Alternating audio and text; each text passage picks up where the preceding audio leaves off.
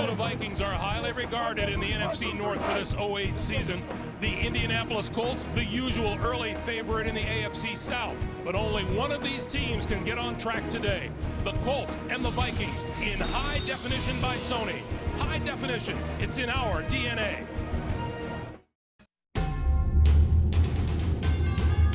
CBS Sports welcomes you to the following presentation of the National Football League.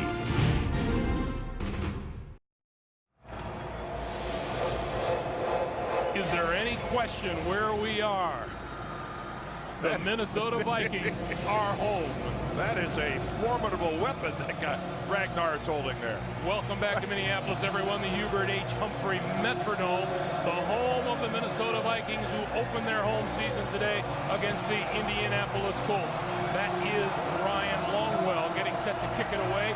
Justin Forsett, just signed by the Colts, is set to return, and we are underway. Forsett on the run at the 6. To the 25 and across the 25 to the 27-yard line. That'll bring Peyton Manning onto the field. 307 career TD passes, number 4 all time. His offensive line still missing veteran center Jeff Saturday with the right knee injury. Rookie Jamie Richard played well in his place last week. Manning still has the solid core of wide receivers, but he's missing tight end Dallas Clark today. First-year man Gian Robinson tries to fill that gap. Joseph Adai is the lone back behind Manning as we get set to go in what should be a terrific game here in the Metrodome today.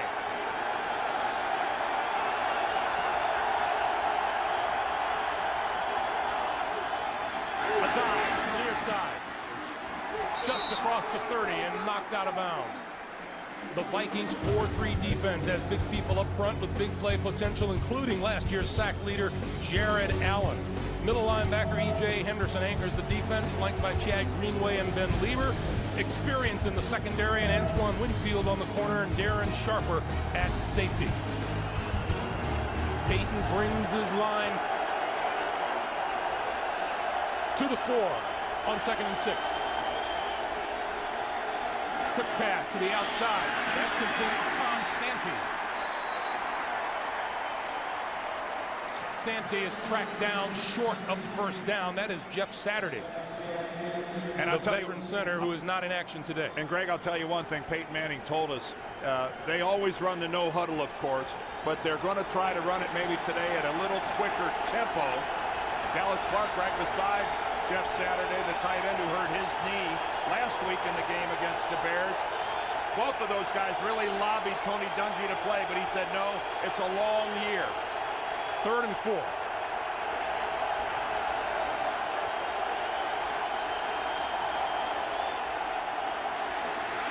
Manning gets rid of it over the middle, and that's complete now to the 45. First down, Anthony Gonzalez.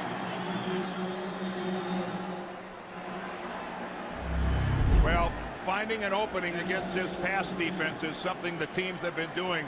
It's hard to run against Minnesota, but it's not that tough to pass. And you can see that Gonzalez made the adjustment, saw the zone, broke off in front. The defender fell down, and a relatively easy pitch and catch for a first down. On first down, Adai dancing his way up the middle, and not much there at all. Ray Edwards, Kevin Williams with the stop.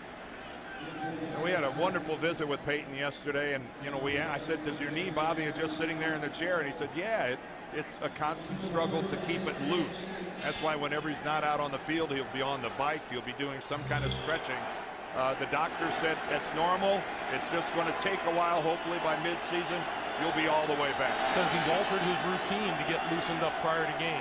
Gain of 2, 2nd and 8. Manning from the shotgun. Good protection. Throwing in is intercepted. Intercepted by Winfield. Winfield, whose first ever interception in the National Football League was against Peyton Manning. He picks him off here. Well, Antoine Winfield locked up on Marvin Harrison. When that ball's halfway there, Antoine Winfield becomes the receiver and Marvin Harrison the defender. What a job of Winfield cutting in front of Harrison and getting the INT. Now Peyton was looking at him all the way, but Winfield just cuts off Harrison. Watch him get in front of Marvin. Watch this. He sees the ball all the way, and that was an unusual situation. Manning did not look off the other way before he threw that direction. Adrian Peterson in the backfield. Tavares Jackson flips it to him on the far side. Cuts it back inside, but he gains maybe a yard. It'll be 2nd and 9. That is Tavares Jackson, the Viking quarterback, a touchdown pass and a pick against the Packers in the Vikings' Monday night loss.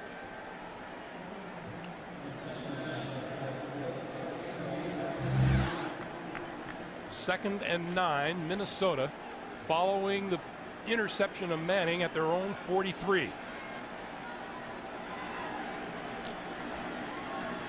Peterson coming back this way to the outside, midfield, 40, and cut down inside the 30-yard line. Bob Sanders made the saving tackle.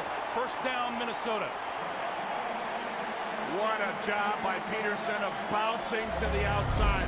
This is supposed to go off right guard.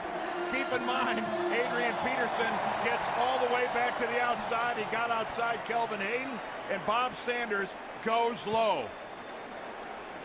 Dwight Freeney collapses all the way to the inside. He reads it going to the other side of center, and he gets caught way out of position, and Bob Sanders saved the touchdown. First down from the 28-yard line. Jackson throws near side, on the ground, incomplete at the 20, intended for Bernard Berrien. Let's take a look at the Minnesota offensive line. Left tackle Artis Hicks has been bothered by a right arm injury. We'll see how long he can go against Dwight Freeney today. And if Tavares Jackson is to throw well, he will need the usual big contribution from the second-year Pro Bowl running back Adrian Peterson. Well, he had an easy completion right there to Bernard Berrien and just threw the ball down into the turf. Now, that was a disappointing throw by Tavares Jackson. On 2nd and 10, Peterson to the right side. And dragged down after about a 1-yard pickup by Freddie Keaho.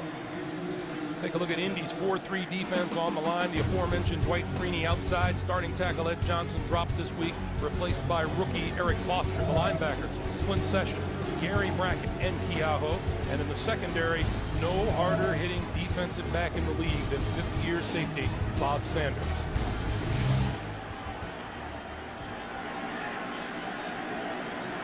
Jackson looking at a 3rd and 9.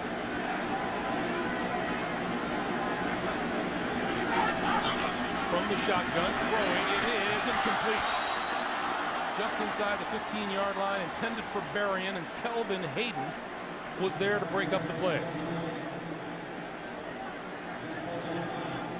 Well, the Colts certainly respect the downfield speed of Bernard Berrien. And you can see right there, Hayden did a wonderful job of recovery. You could see him where he thought Berrien was going to go deep. That was superlative of planning, coming back and knocking away a ball. Ryan Longwell from 45 yards out. And that looks awfully good. 10-10 to play in the first quarter. The Vikings turn the Manning interception into 3 points and lead Indy 3-0.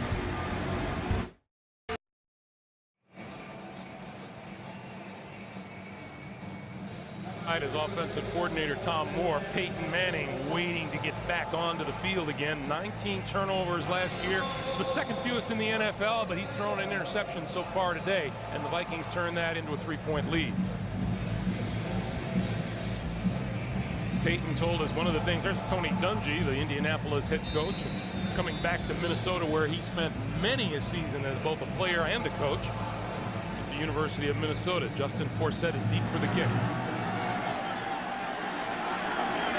Forsett from the 5. To the 20. Still on his feet. And across the 30 to about the 32 or 33-yard line. Antoine Winfield with the play of the day so far, the interception of Peyton Manning. A timeout. We're back to Minneapolis after this. The NFL on CBS is sponsored by Southwest Airlines. Low fares, no hidden fees. The Jack Championship Barbecue, new at TGI Fridays restaurants. Give me more Fridays. And by Sprint. Get NFL Mobile Live, only from Sprint, only on the Now Network.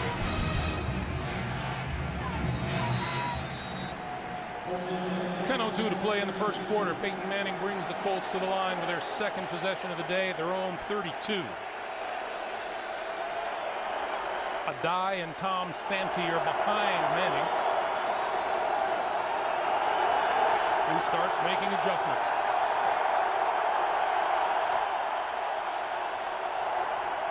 Play fake to Adai. Manning, short pop over the middle and not much there to Santee. While we have a moment, a reminder to you, check out the new and improved NFL.com Game Center with Red Zone Audio and the Big Play Ticker. It's all exclusively at NFL.com. Manning and the Colts in hurry-up mode. The pitch to Adai.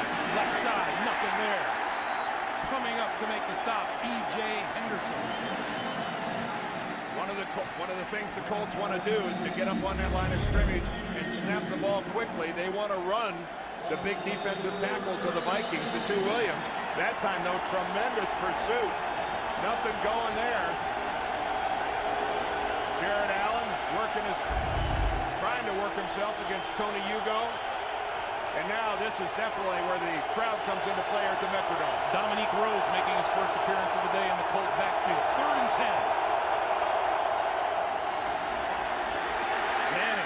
Pitches it ahead to Rhodes, and Rhodes is run out of bounds after about a 2-yard gain.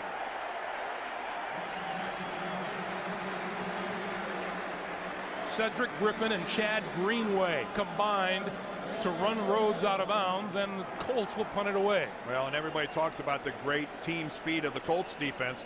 The Vikings of Brad Childress showed a little right there. Last 2 plays, they showed tremendous sideline pursuit and their ability to get out and cut off the lanes. That's Charles Gordon deep to receive the punt for Minnesota. 3rd-year man out of Kansas, Hunter Smith, kicks it away. Gordon had a bounce off of him and picked up. Penalty markers fly.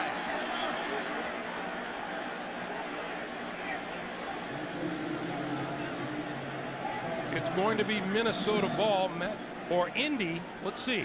Matt Giordano looked like he grabbed the loose football.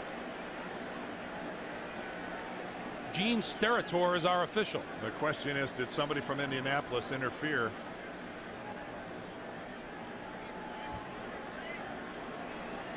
I saw no fair catch signal.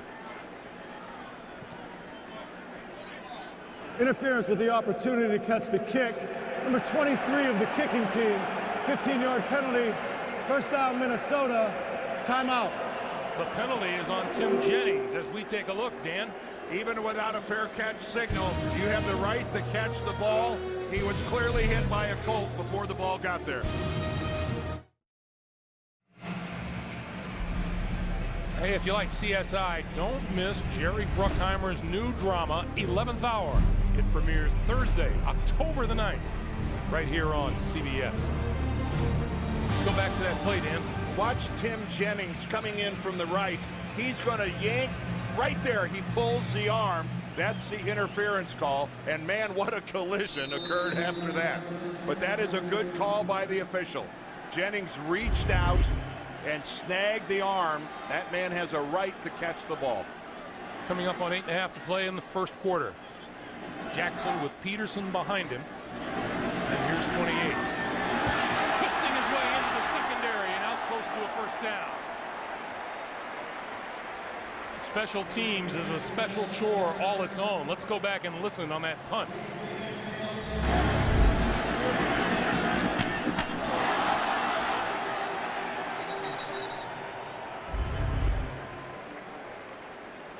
Melvin Bullock, number 33, was aptly named on that big hit.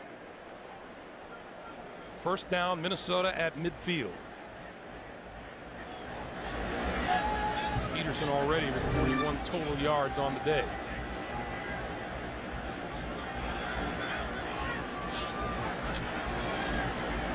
Jackson flips for Peterson. Peterson tripped up just short of the midfield stripe. We get our first update of the day. Back to New York and JB. Greg and Dan, how are you, fellas? Take a look here at Marshawn Lynch capping off an 11-play, 82-yard drive. Nice spin move, juke move there. Good blocking up front. Second rushing touchdown of the season for Lynch. 7-0 Buffalo. Back to Greg and Dan. JB, thank you. We're doing just fine. And, you know, you can't blame Buffalo Bills fans for getting a little heady this early in the season. They're a good-looking football team. 2nd and 10.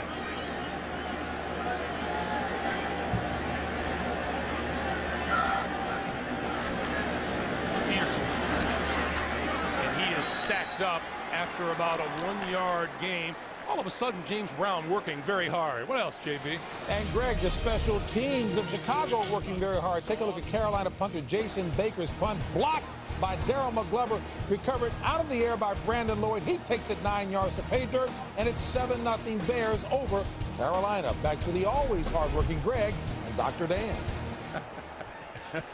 James Brown presumes way too much. 3rd and 9. Speak for yourself.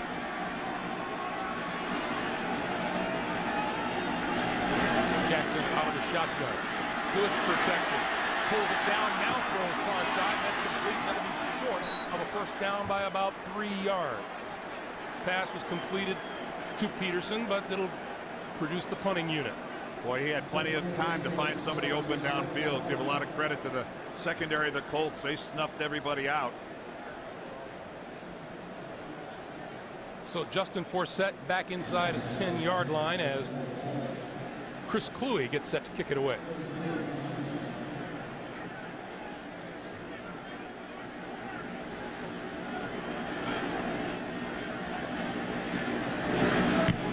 Perfect snap. Hangs it up high. And the fair catch is called for and made by Forsett at the 10. 5:40 to play in the first quarter. Peyton Manning back to work after this. The NFL on CBS is sponsored by DirecTV. If you call yourself a sports fan, you gotta get DirecTV. And by the Phenomenal 4 from Mitsubishi. 4 cars, 4 cylinders, 0 compromises. Manning and the Colts starting deep in their own territory at the 10. Dan, as you mentioned earlier, it is Tony Dungy's intent to run those big guys in the middle of the line, going from one side of the field to the other, but there hasn't been much offense to speak of out of Indy so far. A dive. Nowhere to go. Down at the 2. Ray Edwards, the tackler. Well, instead of the old stretch play where Peyton Manning would run out and make the extended handoff, the Colts have gone to a pitch, which is a lot easier to read. And that's just a blown blocking assignment up front. You do not turn the defensive end loose on that play. Ryan Dean pulled out to block, and Ray Edwards was left totally clean. A free run to the running back. 2nd and 18. A dive. Bounces off one tackler, but gets maybe a yard back. And this is an uncomfortable spot for the Colts to be in because they've got short-term memory, and they remember what happened last week against the Bears. They got caught in their own end zone, Joe Adai, for safety. He did not get out of there, and this must feel like a little deja vu all over again, backed up to their own goal line. This vaunted Colt offense has had 10 plays and has a total of 15 yards so far. And this is an uncomfortable spot. This down in distance from your own end zone.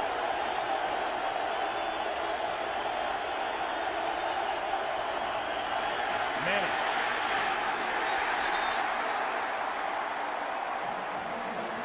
They'll kick it away.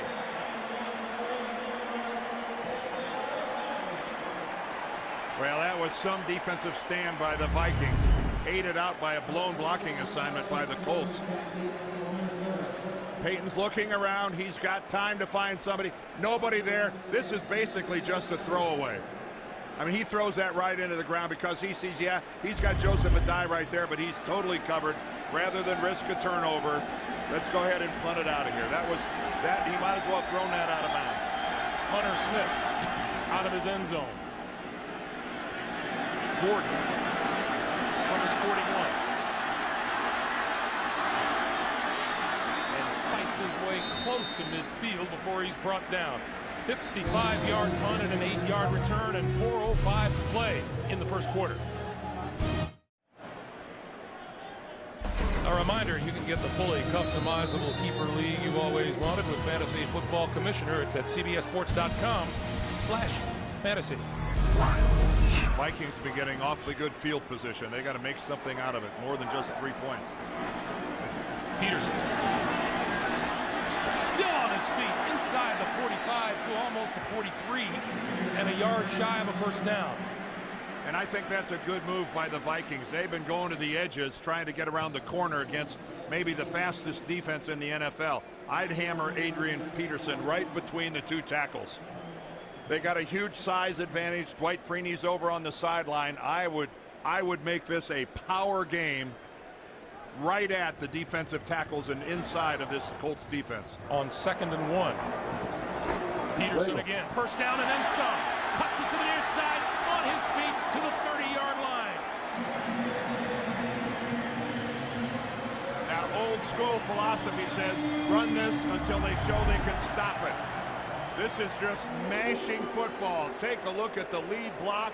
Adrian Peterson does the rest, but when you get him 5 yards downfield before he's challenged, that is good stuff. That is good stuff. Boy, did he get a nice lead block from Garrett Mills. Peterson takes a break. Chester Taylor in the lineup, and Taylor straight ahead, still on his feet, inside the 25 to the 24-yard line. We check into New York once again, and James Brown. JB. Hey, Greg, the best way to put a legend behind you, keep playing well. Aaron Rodgers out of the shotgun here, hooking up with James Jones, a 9-yard strike. Rodgers, 8 of 11, 67 yards, and a touchdown to start the game. Packers up by 7. Greg and Dan. You know, these Minnesota Vikings will attest to the fact that Aaron Rodgers played a pretty darn good football game last week. Yes, he did. Chester Taylor pulls his way forward. Another Minnesota first down, all the way now to the Indianapolis 17. And look how they're doing it. Just basic, straight-ahead power football. Peyton a little frustrated. That's a tough spot for him to be in. Things haven't gone all that great to start with here in the first quarter. Well, they're not used to losing a football game this early in the year anyway lately. And he's had bad field position, and he's had the interception. But this is smart football, I think, by the Vikings, going to their power game. Adrian Peterson back in the lineup. Gets the handoff, almost lost it. Still on his feet, inside the 15 to about the 13-yard line. Man, I hope everybody here in Minneapolis and Vikings fans everywhere realize how special this kid is. This is a 3-yard loss. That's all that is, and he turns it into a 3 or 4 yard gain. That was a loss by virtually every other running back in the NFL. 7 carries, 68 yards already for Adrian Peterson.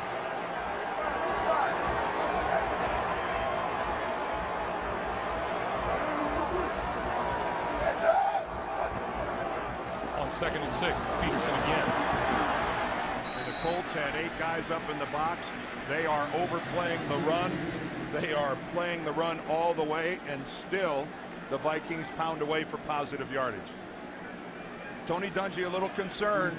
Chicago ran for 183 yards last week. Matt Forte went for 123. He broke off a 50-yarder, and take a look at that. Adrian Peterson, 78 yards. Well, that's total yards, but Adrian Peterson's got 78, and we are just coming to the end of the first quarter. Ron Meeks, the defensive coordinator, yes, that's a look of concern.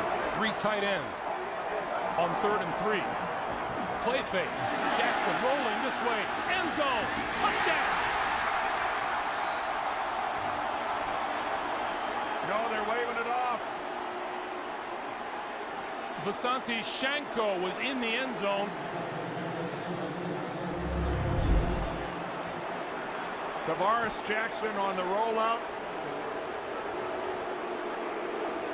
And it did roll out. He hit the ground and the ball comes loose.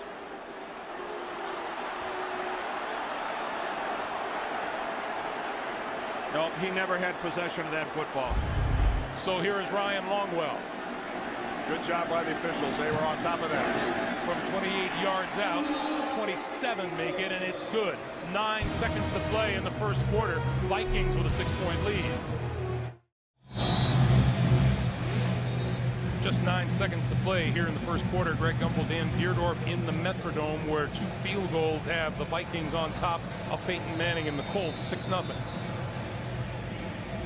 And it's been a frustrated Peyton Manning so far. Justin Forsett at his own goal line. This kick by Longwell will take him halfway into the end zone, and Forsett will run it out.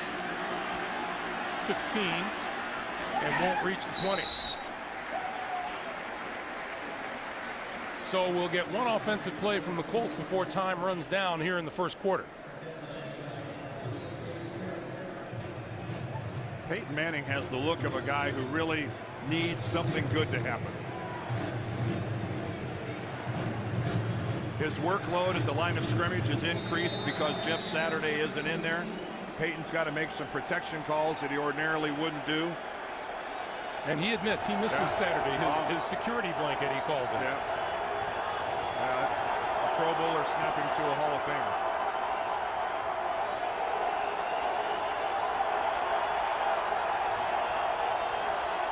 On first down, the fake to a dive.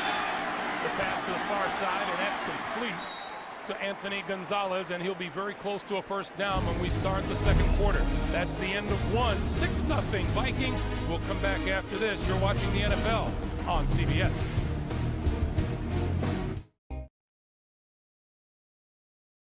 I'm from city in the Midwest, best city in the whole wide world. Say now I'm from Throwing city in it the is Midwest, best intercepted. city in the whole wide Intercepted world. by Say now I'm from city in the Midwest, best To city the in the whole outside, wide world. Whitfield. City in the I whole hope wide everybody world. here in Minneapolis realize how special this kid is.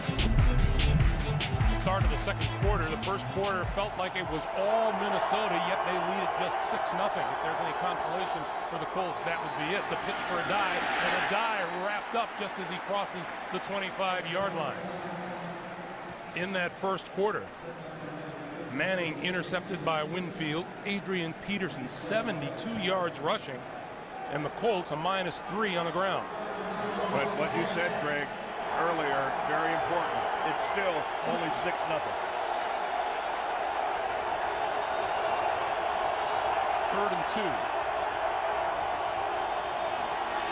And the quick slant, that'll be enough for the first down as Manning hits Reggie Wayne. Wayne's first reception of the day. Well, one thing about both Marvin Harrison and Reggie Wayne, they are not afraid to take that quick slant to the inside where, you know, in this case, a strong safety like Darren Sharper or maybe even a linebacker is going to lay it to you. Both of those guys will run the slant, and believe me, there are a lot of wide receivers in this league who do not want to venture between the hash marks. On first down, Manning throwing. Nice catch by Gonzalez, who reached back behind him for the first down. And I'll tell you what, the reason that Peyton Manning threw it behind him is there was a safety coming in from the other side. Peyton Manning sees where the defender is and puts the ball on the other side. You can see coming from the inside was middle linebacker E.J. Henderson, and Manning threw the ball away from Henderson. Yeah, it looked like it was towards that DB, but he was 8 yards back. Now Colts from their own 48. The pitch for a dive. Left side. Loses his helmet. Well, there's E.J. Henderson again. Antoine Winfield chimed in with a hit. No gain on the play. Will make it 2nd and 10. I think Winfield was the first guy there, maybe the best tackling corner in the game. And then E.J. Henderson came along and removed Joseph Adai's helmet. Antoine Winfield is a complete corner in every way.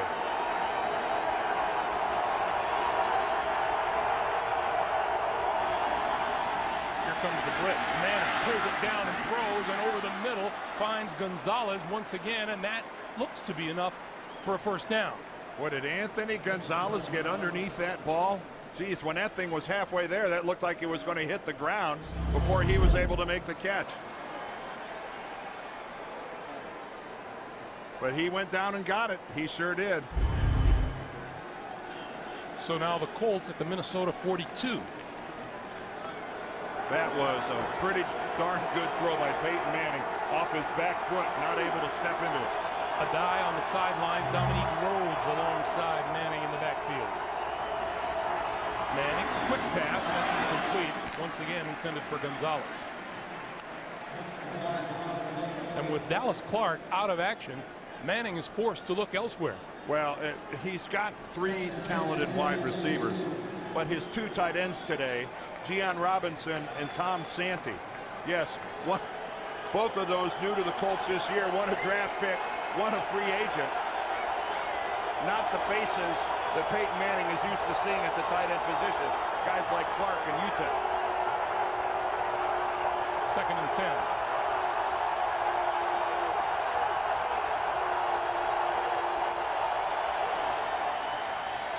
Manning flips it out, and this is Rhodes, and Rhodes inside the 40 to about the 36-yard line. Once again, back to New York and James Brown. Hey, Greg and Dan, after a 62-yard pass play from Aaron Rodgers to Greg Jennings, Rodgers hooks up with a little 2-yarder to Donald Driver. Rodgers, 11 of 14, 143 yards, 2 touchdowns, 14-0 Packers. Greg and Dan. All right, JB, thank you. Green Bay looking to go 2-0 on the young season. Meanwhile, 3rd and 5 for Manning and the Colts.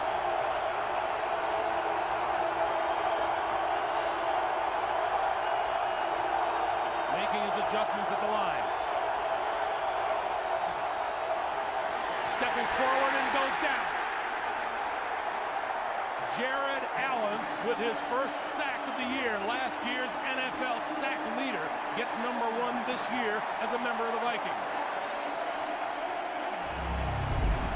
Well, there's Jared Allen at the bottom. You can see that he's got Santee, the tight end, across from him. And Santee, who's got the outside, he's slow off the ball, gets turned all the way around, and that is a mismatch from the word go. Tony Hugo, the left tackle, had the inside, but he couldn't get a shot at Allen. Hunter Smith hanging it up. Fair catch called for by Gordon and made at the 11-yard line. Manning had a little bit of momentum going, and then Jared Allen put a stop to that. 10:37 to play in the first half.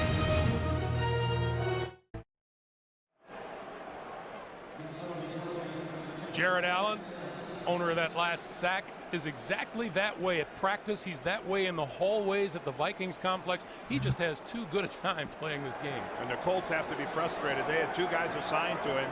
It still didn't help. Here's Adrian Peterson coming right back at the Colts.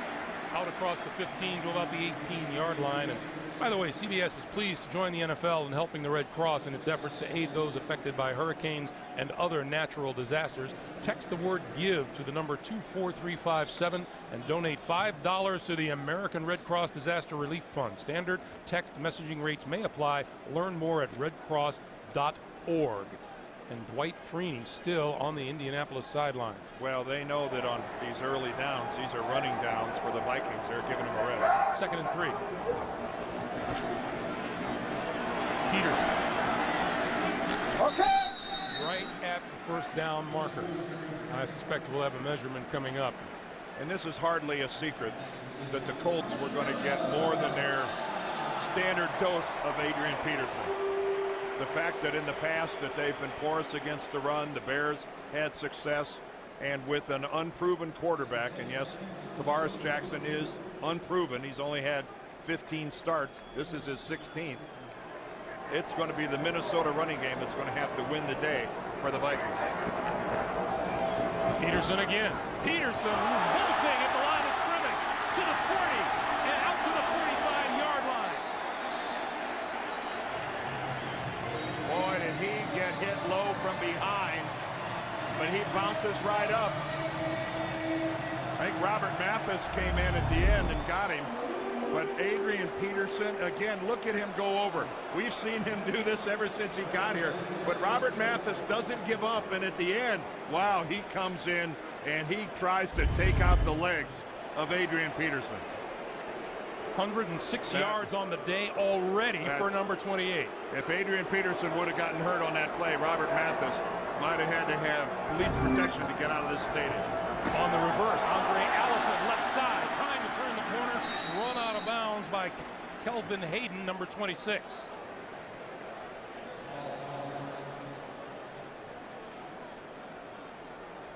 Boy, Adrian Peterson already up over 100 yards on the day. Well, no, you and I aren't shocked. We've seen it before. You know, the Colts can't be too shocked either, because that's all they talked to us about last night.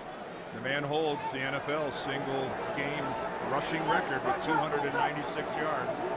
Peterson on the sideline, Chester Taylor in the backfield. Taylor takes the handoff, finds a hole, and gets to midfield. No one has ever gone over 300 yards, but we were here last year against a really good defensive unit in the San Diego Chargers. Nobody runs the ball well against these guys, and they were gashed. And if Adrian Peterson would have played the whole game, he might have had 325, 340, who knows? This guy will go over 300 yards in his career. It'll happen. Meanwhile, 3rd and 5, Chester Taylor in the backfield with Jackson.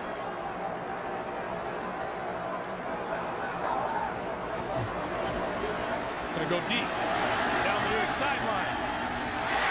Incomplete, just out of bounds. Sidney Rice, the intended receiver. That throw from Jackson just needed to be about a yard back into the field. We've got a flag down at about the 33. Prior to the pass, illegal contact, defense, number 54. 5-yard penalty, automatic first down. Well, that penalty is on Freddie Keaho, and it keeps Peyton Manning on the sideline just a little bit longer. And a good call there by Darrell Bevell, the offensive coordinator. You're having success with your running game. Go ahead and take a shot.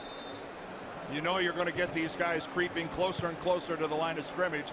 Expect an AP.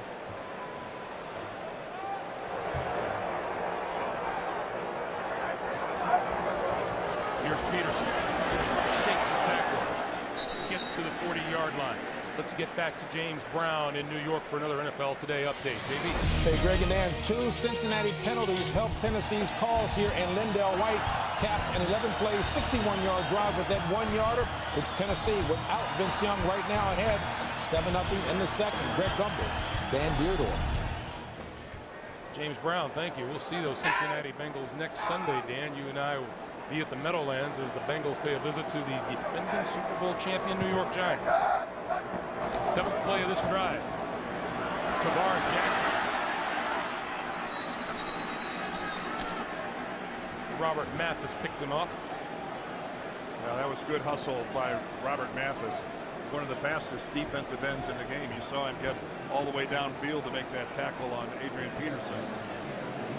Again, they got 5 yards on first down, and then Mathis held them to only a yard that time. Robert Mathis, an undersized defensive end, and of course, when you're going to be that small, speed better be a big part of your game, and it sure is with him. Now Chester Taylor in the backfield. As Tavares Jackson looks at a 3rd and 4. He needs the 35 for a first down. Jackson with the keeper. Gonna run for it. Can't turn the corner and goes down at the 40-yard line under pressure from Tim Jennings. And that, you know, the crowd is booing Tavares Jackson. I think he really thought he had this, but Jennings, even though he had contained and got sucked down, Jennings shows great speed to cut off Jackson. And you know, they're booing him for going down, but that's exactly what they want him to do. He has to. He cannot take the chance or the risk of getting hurt again. So Chris Kluwe kicks it away to Justin Forsett. They'll let it bounce inside the 5. And they save it from going into the end zone. It's going to be down at about the 2. Special teams play. Extraordinary. Peyton Manning starting in a hole again. The NFL on CBS is sponsored by Ford. Drive one. McDonald's. And by Charles Schwab. Premium service. Expect it. Don't pay it. Talk to Chuck. Charles Schwab. The ball was down at the 3-yard line, and that is where Manning and the Colts will get things started 5:23 to play in the first half, and the Colts have been held scoreless. An interception and 3 punts. And look at the starting position. That'll explain it. 27, 32, 10, and the 18. And now the 3.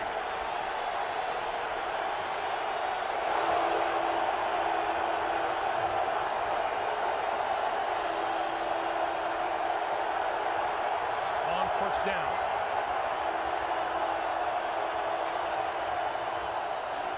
A dive. Still on his feet and out across the 5 throughout the 9. Let's go back to that punt and a very strange move by Andre Allison. Well, the key is to down the football if you're the punting team. Minnesota is a punting. Andre Allison, number 84, down the ball. What are you doing jumping out of the way right there? I mean, masterful job of letting it go between your legs, but talk about doing nothing. 2nd and 4. Play fake. Manning deep down this sideline. It is caught and dropped by Reggie Wayne.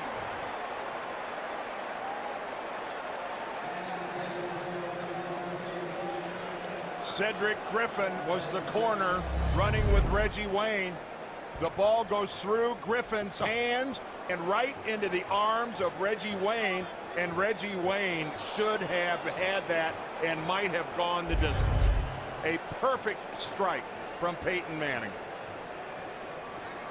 Meanwhile, Tony Hugo is being helped off the field, or accompanied off the field, by Colt medical personnel. Hugo, the 2nd-year starting left tackle. And with Jeff Saturday out, Tony Dungy a little thin on the offensive line to begin with today.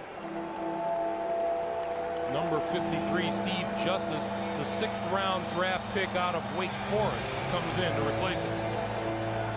There's Jeff Saturday. Dallas Clark on the far side.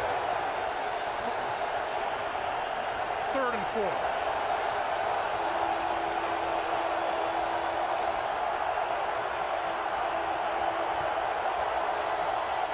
Here comes the blitz. Quick pass, and that is complete to Tom Santi. And he is just barely at the first down marker. There's Dallas Clark alongside Jeff Saturday. And let's take a look at Jared Allen on the rush. There he is again, coming around the corner. Tremendous upfield speed by Jared Allen. You have got to account for that man's ability to get to the corner. You can't give him a soft edge. Clock continues to move, coming up on 4 minutes to play in the first half.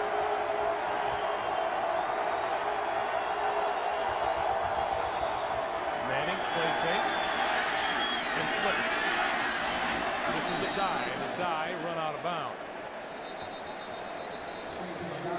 And a penalty marker is down. Hey, Greg, I want to go back real quick. We'll get the call here from Gene Steratore. Yeah, we've got an ineligible receiver downfield. Ineligible member of the offense, illegally downfield, number 71. 5-yard penalty. Replay first down. That's right tackle Ryan Dean. We saw Andre Allison jumping out of the way of the football. As it turns out, we're being told he was out of bounds and realized that he could not be the first person to touch the football. In that case, he goes really from smart play. dunce to genius. A smart play.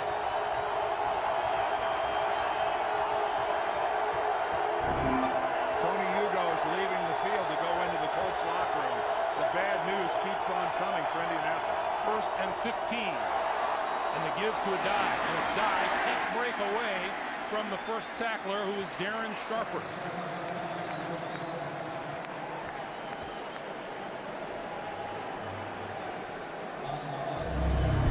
Again, there's Jared Allen working on Charlie Johnson. He goes to the inside. Johnson's happy to let him go in there. He knows the eye's coming to the outside. But this is a really nicked up Colts offense right now. 2nd and 13, and Indianapolis less than 3 yards per offensive play. Manning to the outside, and that's complete. That's Deion Robinson, and that doesn't get much at all.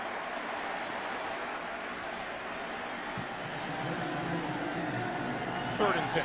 It is a huge subtraction for Tom Moore in this offense when Dallas Clark is not in the equation. He's so versatile.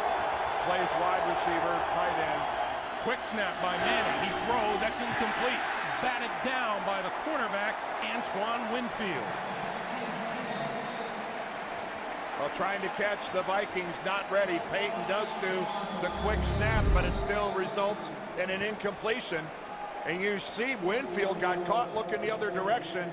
But again, look at the recovery and how quick he closes back to get a hand on the football. Winfield told us yesterday, we know the ball is going to be in the air. Either we make a play or they make a play. Well, that was some recovery. Hunter Smith driving it out. This is Gordon from his 38 to his 45 to his 48. Clint Session making the tackle. 2:21 to play in the first half. Wednesdays on Showtime. Join our friends JB, Phil Simms, Warren Sapp, and Chris Collinsworth for all the insight, analysis, and highlights around the league on Inside the NFL. Tavares Jackson gives to Peterson, and Peterson hit hard at midfield and goes down. Bob Sanders involved with that. Minnesota 132 rushing yards and just 6 passing yards here in the first half. They lead it by 6. 2 minutes to play here at the Metrodome. It's the Vikings 6 and the Colts nothing. It's the NFL on CBS.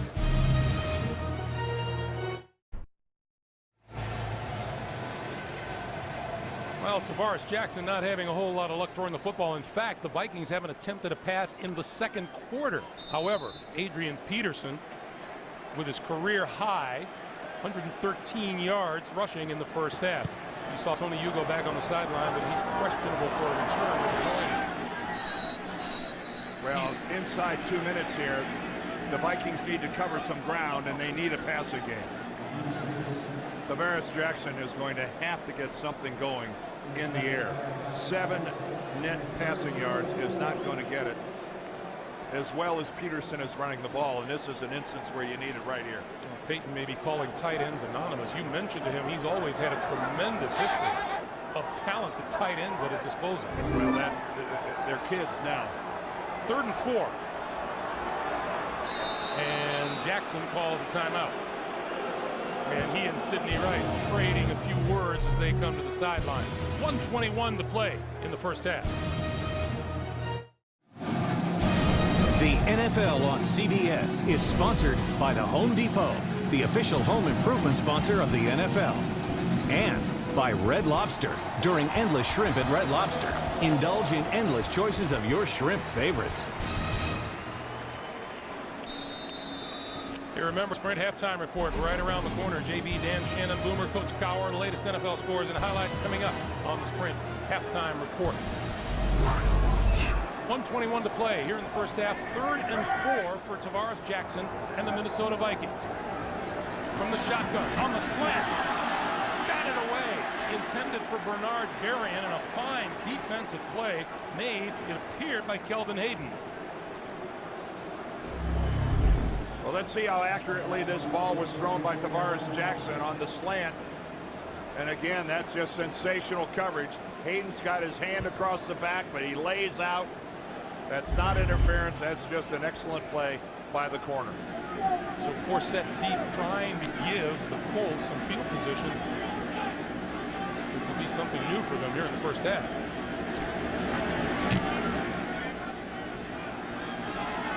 He's going to let that bounce, and it's going to be downed again inside the 5-yard line. Special teams has been extraordinary, and that time Andre Allison all over it. I think he ran out of bounds on that play too.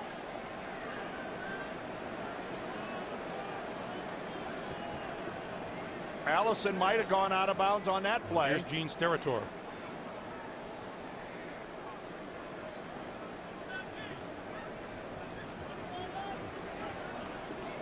When you see that hat, if he did, it's going to be very funny. when you see that hat over on the sideline.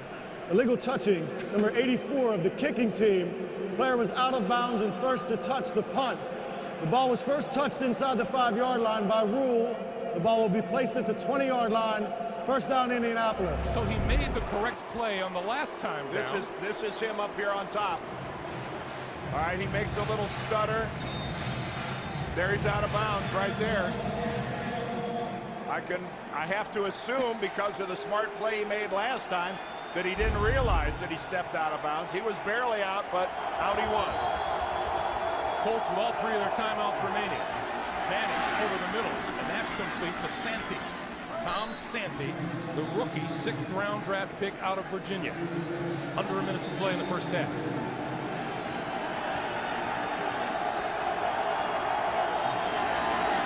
Manning looks this way, pass to Gonzalez. Gonzalez goes down at the 34. And timeout.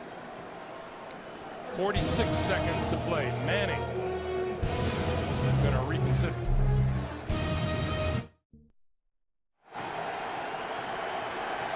These Colts are not used to being shut down on offense. Last time they were shut out in the first half 2 seasons ago. On first down, Manning over the middle. Oh, what a play by Chad Greenway.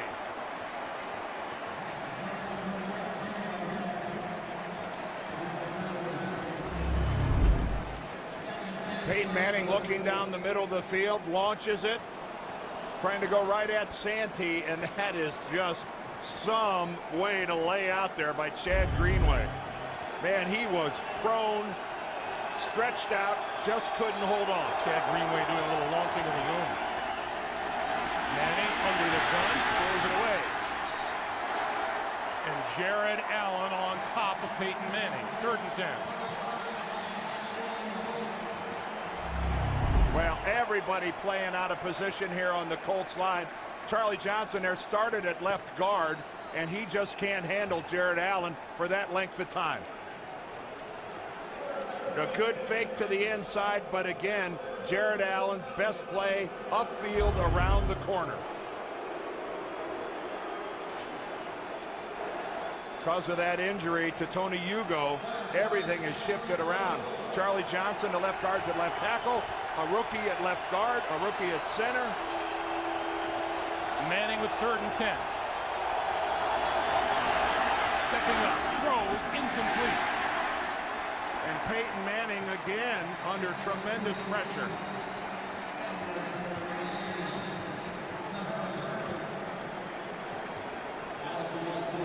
You can see the big brace that Peyton has on his left leg right there. Jared Allen again coming in. It's Ray Edwards from the other side, though, who gets right down there and right on the back of the leg of Peyton Manning. And he grabs his right knee for a moment. Yeah, well, he went down kind of awkwardly, and that's not great for Peyton Manning in the first half of this ballgame. That ball bounces to get an Indianapolis roll inside the 20 and out of bounds, and stops the clock with 21 seconds remaining. Kind of a day as Peyton Manning had. Well, this has been a first half that Peyton Manning would like to put in the rear view mirror. He is showing many different forms of frustration, but I'll tell you, he is a grinder, and what Tony Dungy is going to tell this football team, I think we all know. As bad as it has been, you are one play from the lead. You are one play from the lead. 21 seconds to play. Chester Taylor in the backfield with Tavares Jackson. And Jackson going to throw it. Up the seam, and that's caught across the 40-yard line by Vasante Shenko. And timeout is called with 15 seconds remaining. We'll take a break and come back.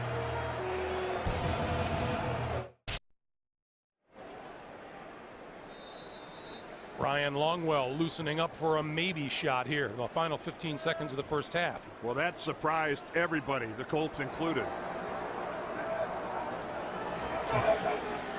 Jackson with good protection, throws over the middle and hits his man. Inside the 40 is Bobby Wade, and timeout with 5 seconds to play. Well, for a team that showed precious little in the way of urgency when they had a possession before the 2-minute warning, all of a sudden, with 20-some ticks left on the clock, they come out here with back-to-back throws in a passing game that had done nothing up to that point. And here comes Ryan Longwell to try to put 3 more on the board for the Vikings before halftime. He is hit from 45 and from 27. Well, let's see where they spot this ball. This is going to be 53 or 54 yards.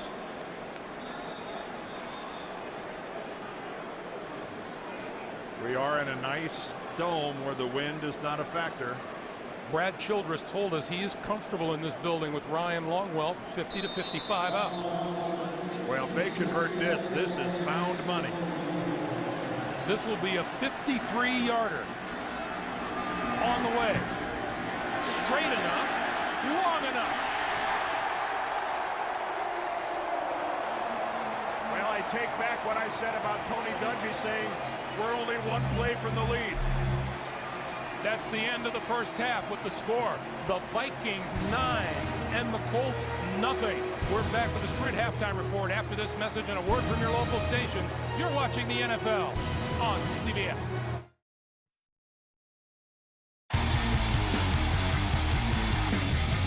Jared Allen with his first sack of the year, last year's NFL sack leader.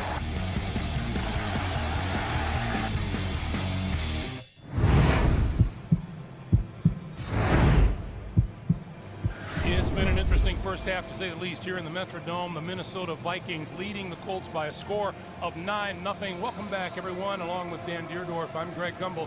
Oh, to be a fly on the locker room wall in the Colts dressing room.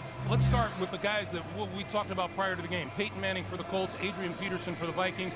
Peyton Manning first up, 13 of 21 for 86 yards and an interception. Well, when Tony Hugo had to go out of the game, that really kind of moved everything around on the offensive line. He's been under pressure all day long.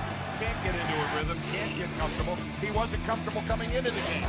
And then Adrian Peterson has had a huge first half. No surprise how much he was going to run the ball against the Colts, and he's done it with great success, going over 100 in the first half. And of course, what's your best friend when it comes to protecting the lead? The running game. And the halftime stats, the Colts have an ongoing problem, their inability to rush the football. They only ran for 53 yards last week against the Bears, now only 4 in this first half. That's 57 yards rushing in 6 quarters of football. Well, just keep in mind, this game brought to you in high definition here on CBS. How many times have you seen it? How many games have we done there where the first half doesn't make the entire game and you can see a complete turnaround? Well, no, and let's not forget that Peyton Manning has come from behind many, many times. But the reality is, this is not your mother's Indianapolis Colts team.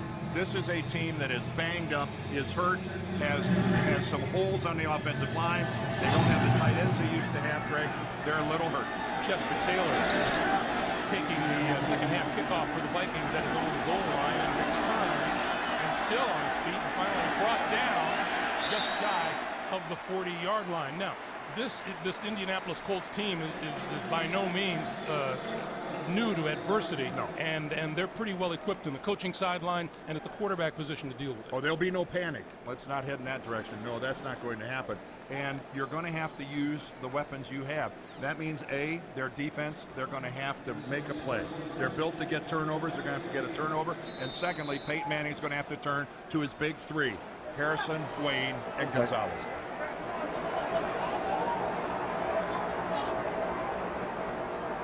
Tavares Jackson from his own 38. On the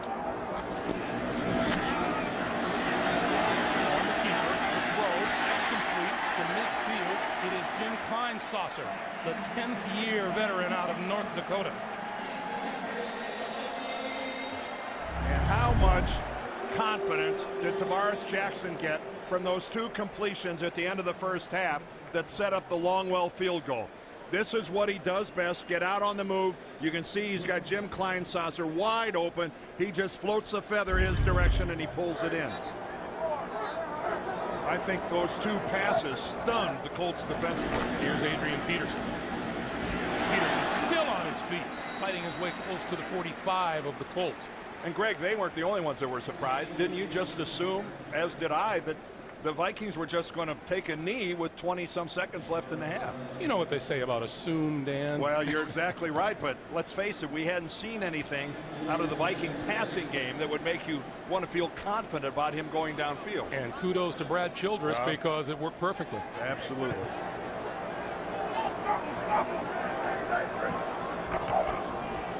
Peterson again. Peterson trying to turn the corner on the near side and is run out of bounds. Gary Brackett in on the play. One of the things Adrian Peterson told us was how he likes to be now a full 6 yards back from the line of scrimmage. He loves the fact that he gets more vision. He thinks it gets him in a position to make a better cut. And there was absolutely nothing on that. Credit the Colts on that. But Adrian Peterson, he's wanting to inch back, creep back, get a full 6 yards from that line of scrimmage. He thinks it's a big plus. 3rd and 5 now.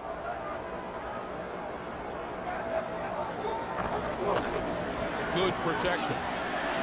Tavares Jackson on the move, and wide open is Andre Allison. Allison to the 25 and a first down for the Vikings.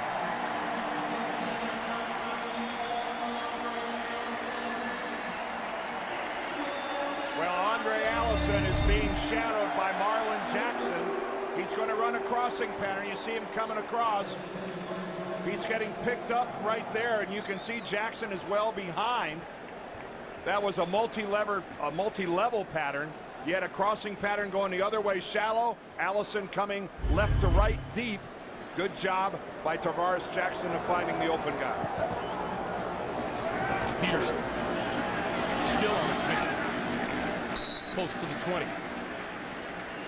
And again, this is a scenario that is working in the Vikings' behalf.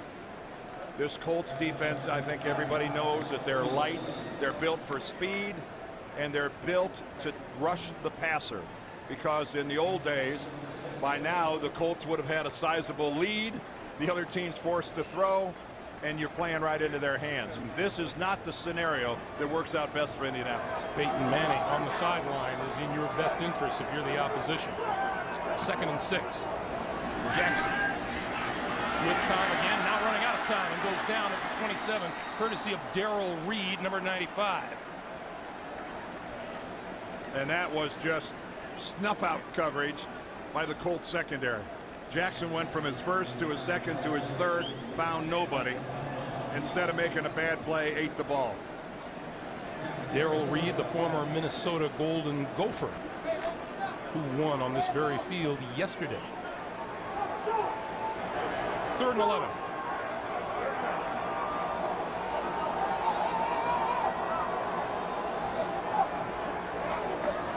Jackson flips to Taylor, and Taylor is wrapped up. Marlon Jackson was in on the stop. And that'll bring Ryan Longwell onto the field again to try his 4th field goal of the day. Well, again, that's credit Ron Meeks and his defensive team that time. They made a stand when they had to, and that was a good, hard, solid tackle by Marlon Jackson. From 46 yards out, Longwell will try to make it a 12-point lead. And he does. Ryan Longwell has been automatic today. 10:38 to play, 3rd quarter. Peyton Manning will be back on the field to try to do something about a 12-0 Viking lead. 10:38 to play, 3rd quarter. Justin Forsett at the goal line as the Colts try to do something on offense. Their drives today have ended in an interception and 5 punts.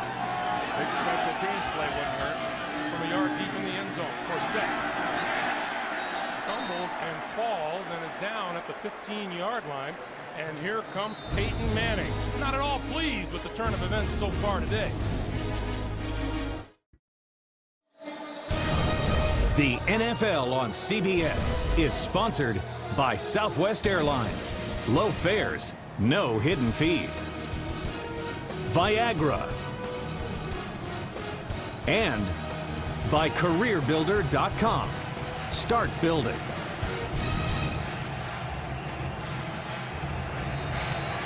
For the 5th time today, the Colts start at their 20-yard line or worse.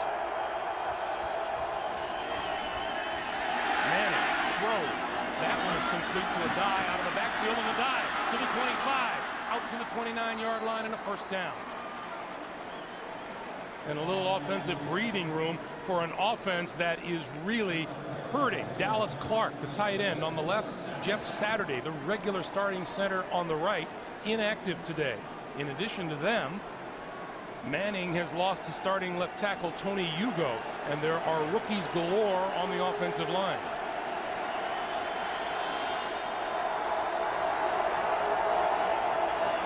From the shotgun, short pass right in the middle, and the guy has nowhere to go.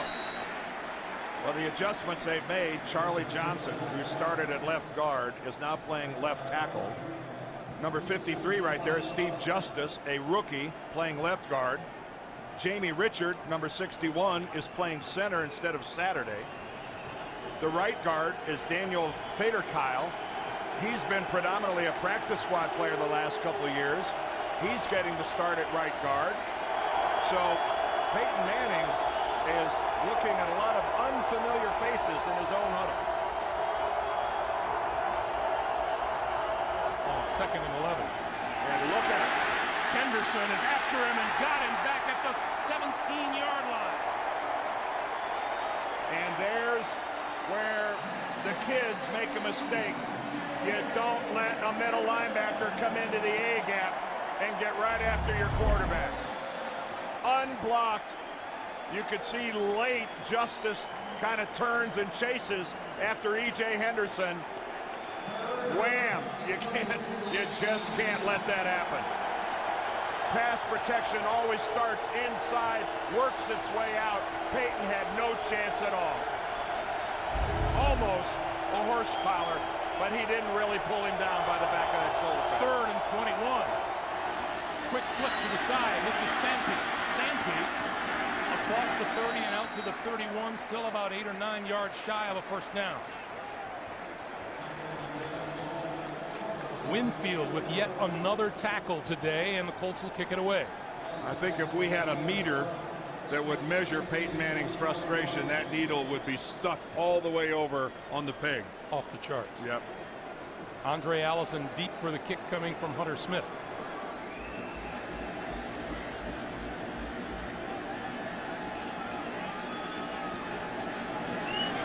The markers fly as Smith gets it away. Allison muffed it and fell on it at the 20. Well, let's check the flag.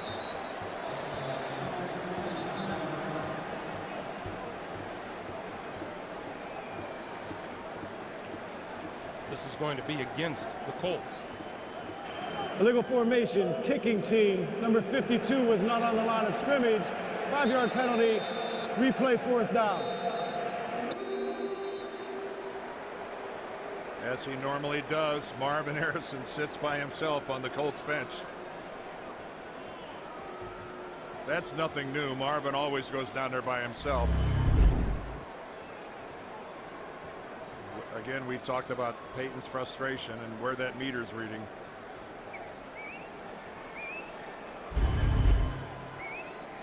Peyton admits he is not back to where he wants to be, and it's a little difficult coming off the knee. Well, right now, I don't think the problem is the knee. The problem is the supporting cast. And although he didn't take a preseason snap, he says he would have loved to. He wanted to. Oh, absolutely. 101 total yards today. Hunter Smith gets this one away. Here's Allison again. This time he pulls it in. He evades the tackler. 35, 40. Midfield and into Indianapolis territory to the 47 before Philip Wheeler makes the tackle. And it seems like this entire ball game is being played on the Colts side of the field. 7:40 to play, 3rd quarter. Vikings with a 12-point lead.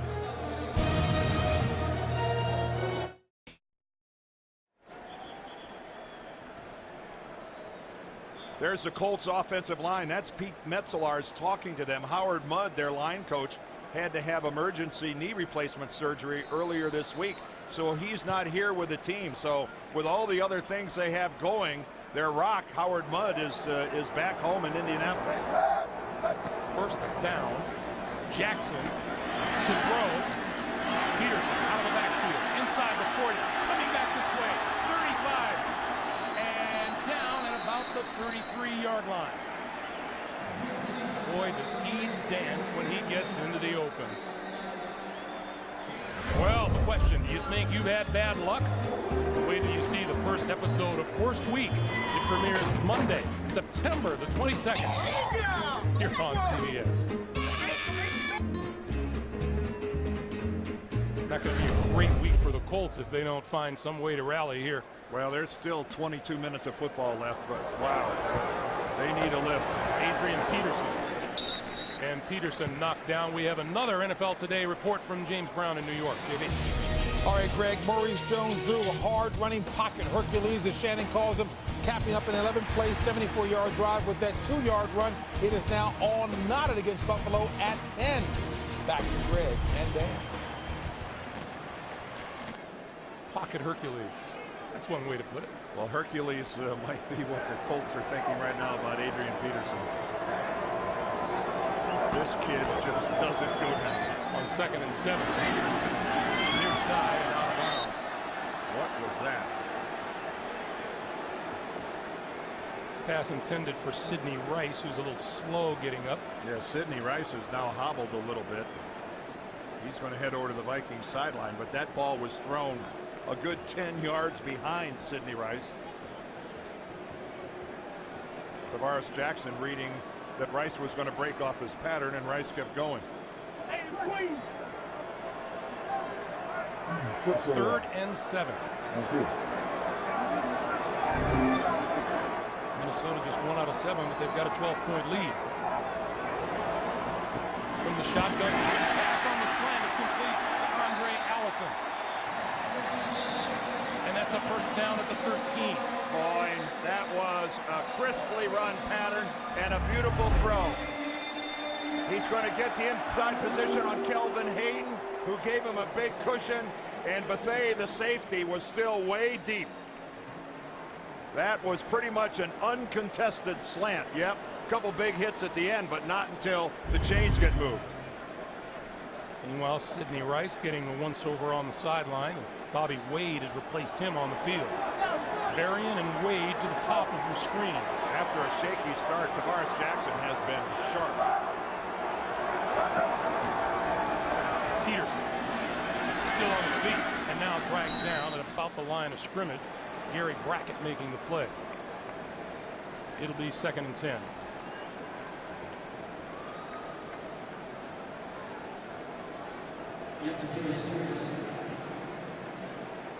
Minnesota 1 possession in the red zone and came away with a field goal. The rest has been long range work by Ryan Longwell. A couple of Pro Bowlers in the middle there. Matt Burt, 78. Steve Hutchinson, 76. On 2nd and 10. Out here to the near side. And that is Tahi out of the backfield. To about the 11. You're right, Dan. Since about the last minute of the first half, it's been a different Tavares Jackson. Well, when he came in, he had done virtually nothing. And then when they got the ball with a little over 20 seconds left, he completes those 2 passes, and they end up with a field goal.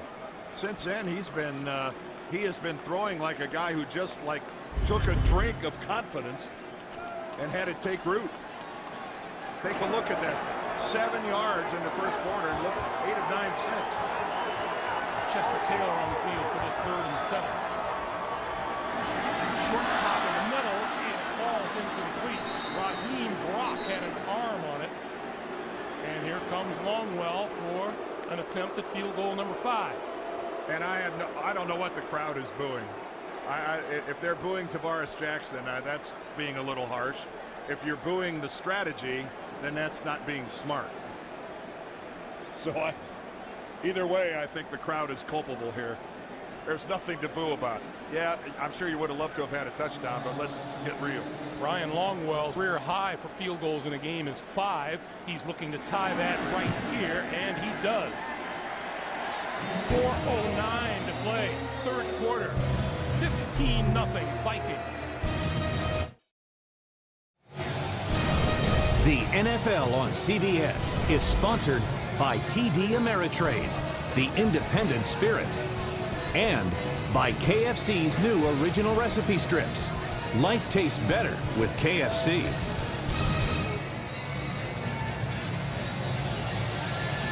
If you're wondering about the NFL record for field goals in a game, Tennessee's Rob Baronis holds the record with 8 set last year. Longwell has 5 on the day, and we still have 4:09 to play in the third. Dan, how does the ball blow off of the tee on an indoor stadium? I'm just curious. No, I have no explanation for that. Hope we didn't have a minor earthquake or something that knocked it off of there. Forsett. Halfway in the end zone will not run this out, and Peyton Manning will start from his own 20-yard line right after this. Hey, coming here on CBS, Simon Baker stars as an investigator who reads between the lies. The Mentalist premieres Tuesday, September the 23rd, here on CBS.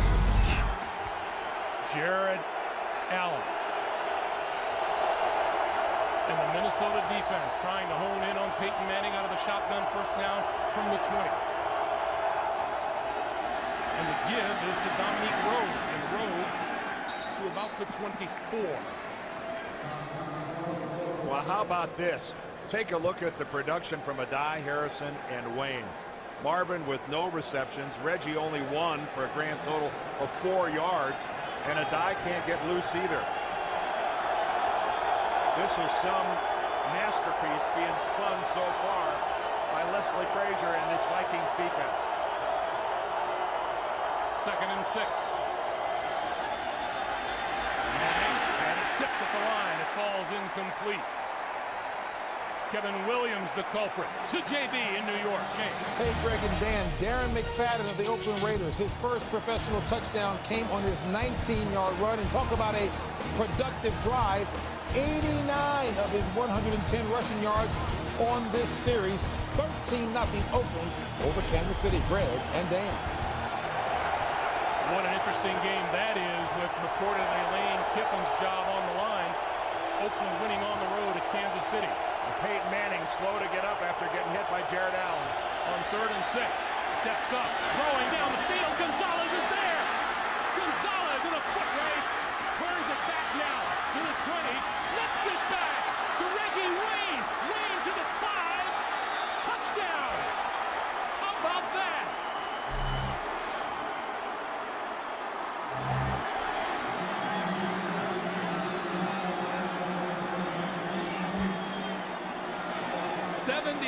yards, and you may have to apply a little oxygen to Tony Dungy on that flip.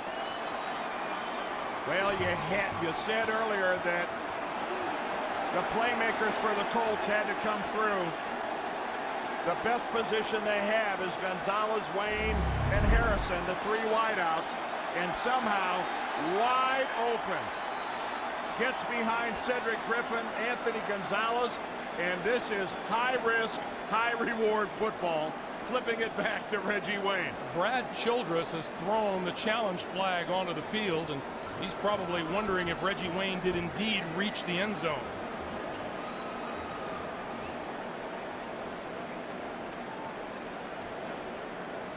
You might also want to see, was that a backward lateral? Clearly it was. Or was Gonzalez down, and did he get rid of the ball before his knee? Minnesota is challenging the ruling on the field of a touchdown. There's a lot to look at. So, of course, Gene Steratore here could look at the whole play. We'll go back and get a good look at Anthony Gonzalez and whether he was all the way down, whether his knee made contact before he pitched it back to Reggie Wayne. That's the first part of the play that we're going to take a peek at. When you challenge whether or not it's a touchdown, you're challenging the entire play. All right, let's take a good close look at this. He protects against the swipe. Ball's on its way out.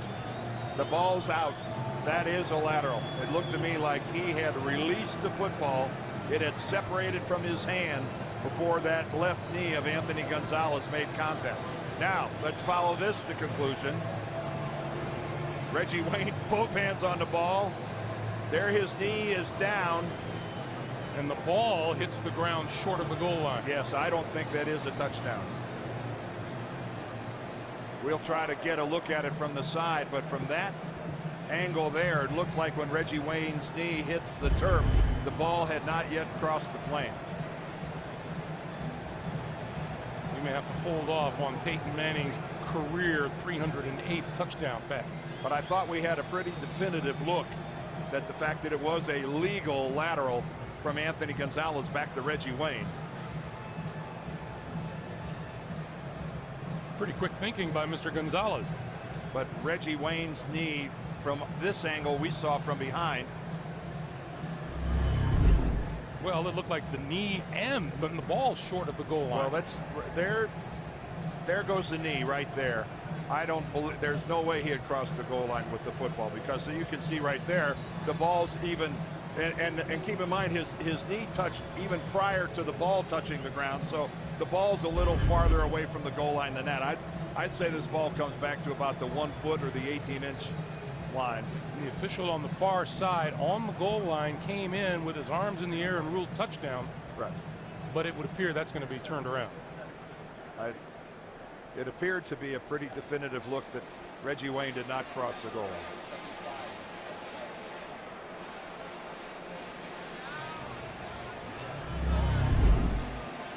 Great job of protecting against the swipe. But what?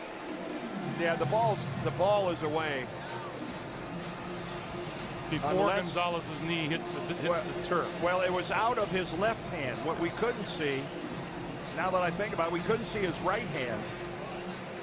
You know, I guess you could make the point, although we don't have a look at it, as to whether or not the ball was still in the right hand of Anthony Gonzalez before his left knee touched the ground. We have a wealth of things to look at here. Gene Steratore is done.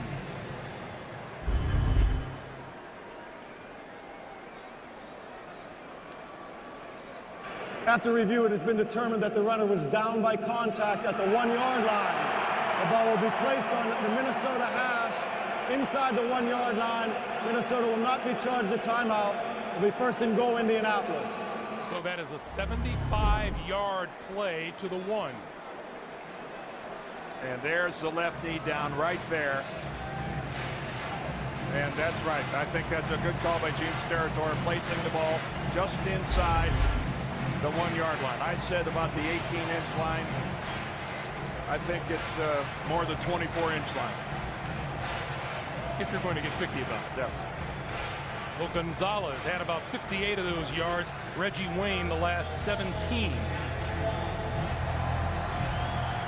First and goal, Indy trying to crack the scoreboard for the first time today. 3:10 to play in the third.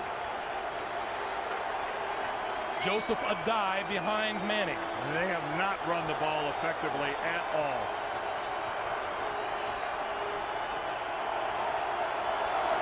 Manning going to keep it and surge forward, and no touchdown call yet. This is a team that most clubs don't bother trying to quarterback sneak against. When you got Pat Williams and Kevin Williams, the two guys on either shoulder of the center.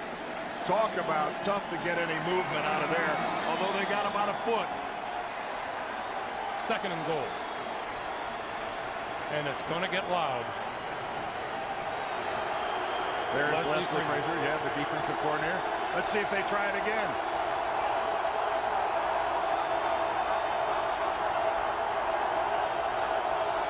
Manning again. And is he in? Still no call. I'm telling you, that's Don Quixote and the windmill trying to root those two guys out of there.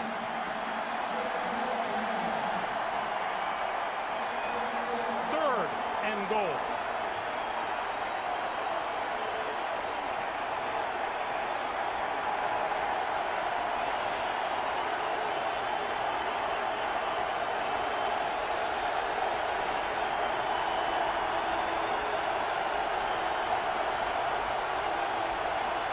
Peyton's going, would you guys mind backing up?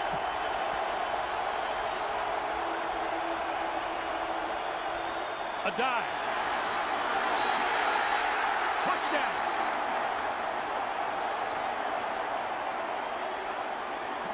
Well, Joseph Adai on a second effort apparently broke the plane. Talk about a hard-fought 24 inches.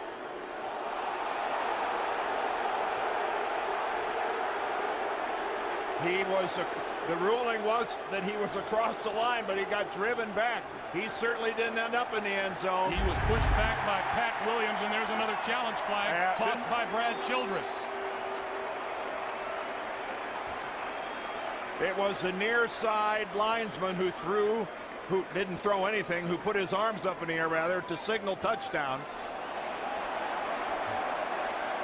Minnesota is challenging the ruling on the field of a touchdown. Let's see how many looks we can give you.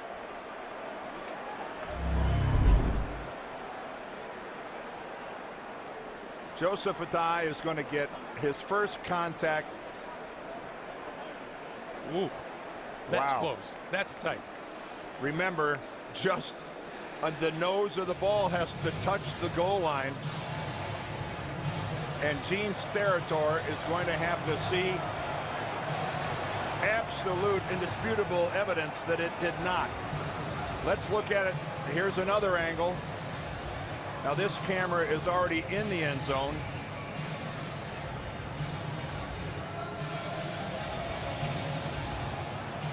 We've got that other camera. That, I'm telling you, at first blush, it doesn't look to me like he got it.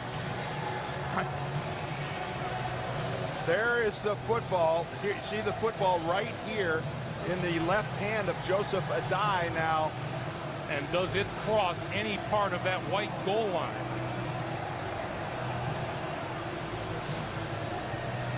Boy, the question is that conclusive evidence that it did not get to the goal line? This is one of those where the ruling on the field is so vitally important, because Gene Steratore has to see something that 100% tells him he didn't get in there, and I'm not sure he can gather that information from that look. I mean, that was so close. It's been a while. If that stands as a touchdown, folks, that is about one dimple's worth of pigskin on that football. Once again, Joseph Adai surging.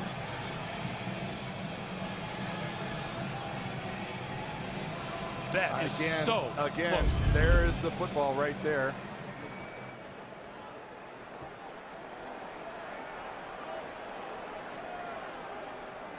After review, the ruling on the field stands. It is a touchdown. Minnesota will be charged with its first time off. I don't think Gene Steratore had any other option. The key, Dan, is what you said, the initial call on the field and not enough evidence to overturn that call. I think if it was ruled on the field that he didn't get into the end zone, that call would have stood as well. Well, that was not the first big play, and I'm talking about the long pass to Gonzalez and then the lateral. That's not the first big play these Colts have made, and they're capable of more. Adam Vinatieri's extra point is good. 1:24 left in the third. The Colts finally find the scoreboard. It's an unpopular decision with the fans, but Minnesota leads the Colts by a score of 15-7. I want you to remember, this is doubleheader day here on CBS. Coming up next, Randy Moss and those New England Patriots, Brett Favre and the New York Jets, while LT and the Chargers take on the Denver Broncos. Check your local listings for doubleheader games right here on CBS. New England and the Jets, it'll be Matt Castle instead of the familiar Tom Brady at quarterback for New England. Well, and the thing you have to keep in mind about Matt Castle, he slides into the driver's seat of a Ferrari. That's a good football team with a lot of good players. Is he Tom Brady? No, he is not. But he is not in a situation where he's going to be abandoned out on that football field. I thought he played pretty darn well in relief of Brady last week, and he is now the pilot of still a really good football team. There's Chester Taylor back at his goal line. And the Colts will see if they can turn some momentum into more than just a touchdown now. Vinatieri kicks it away. Taylor, 2-yard deep in the end zone. To the 20. To the 30. And out to about the 33-yard line. A fine return by Chester Taylor and the Minnesota Vikings.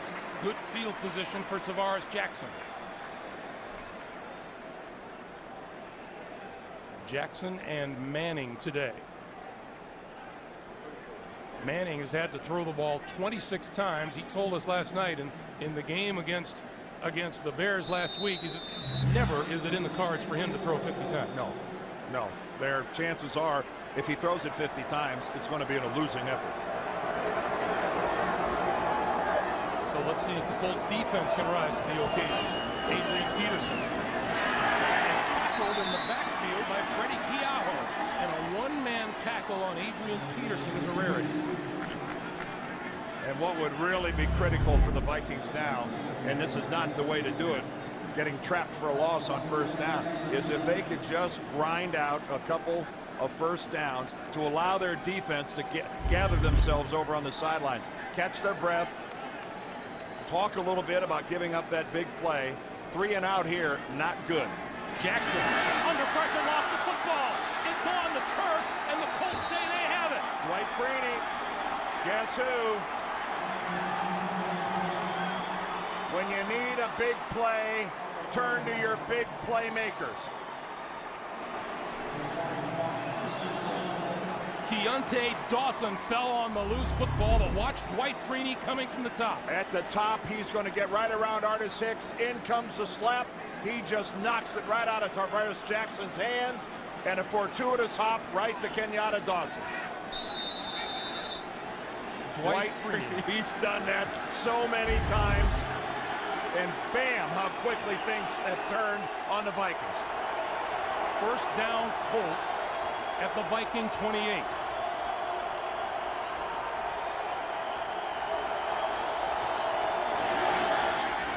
Manning got his man inside the 15. That's Marvin Harrison, and that's a first down. And I'm sure Marvin wanted everybody to know I took this huge hit and did not fumble the football. And this is a huge hit from E.J. Anderson. First reception of the day for Marvin Harrison, and it's a testy one. Whoa, that is large.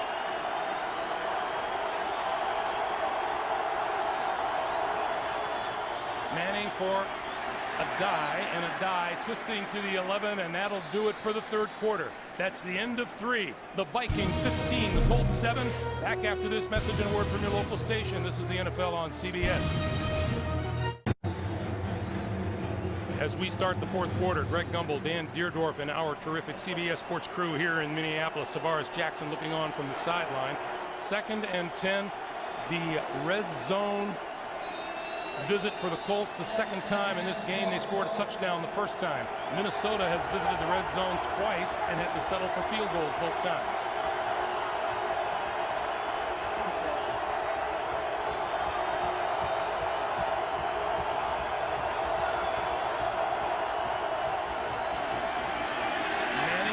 And that's incomplete. Intended for a die out of the backfield. It'll be 3rd and 10.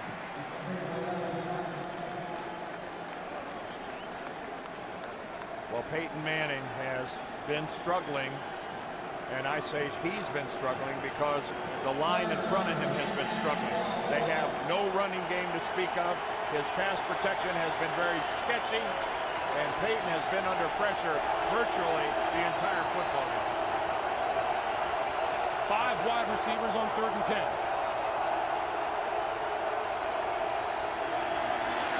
Manning dodges Allen, throws for the end zone and overthrew his intended receiver, Tom Santi.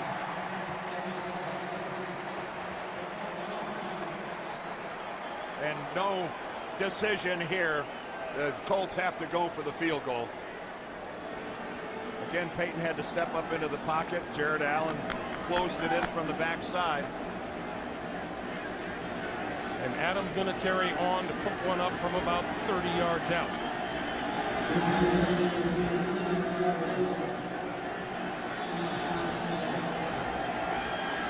Kick is on its way. Did he push it right? He missed it. Hard to believe. That is automatic territory for Adam Vinatieri. Wow, so the great play by Dwight Freeney results in no points.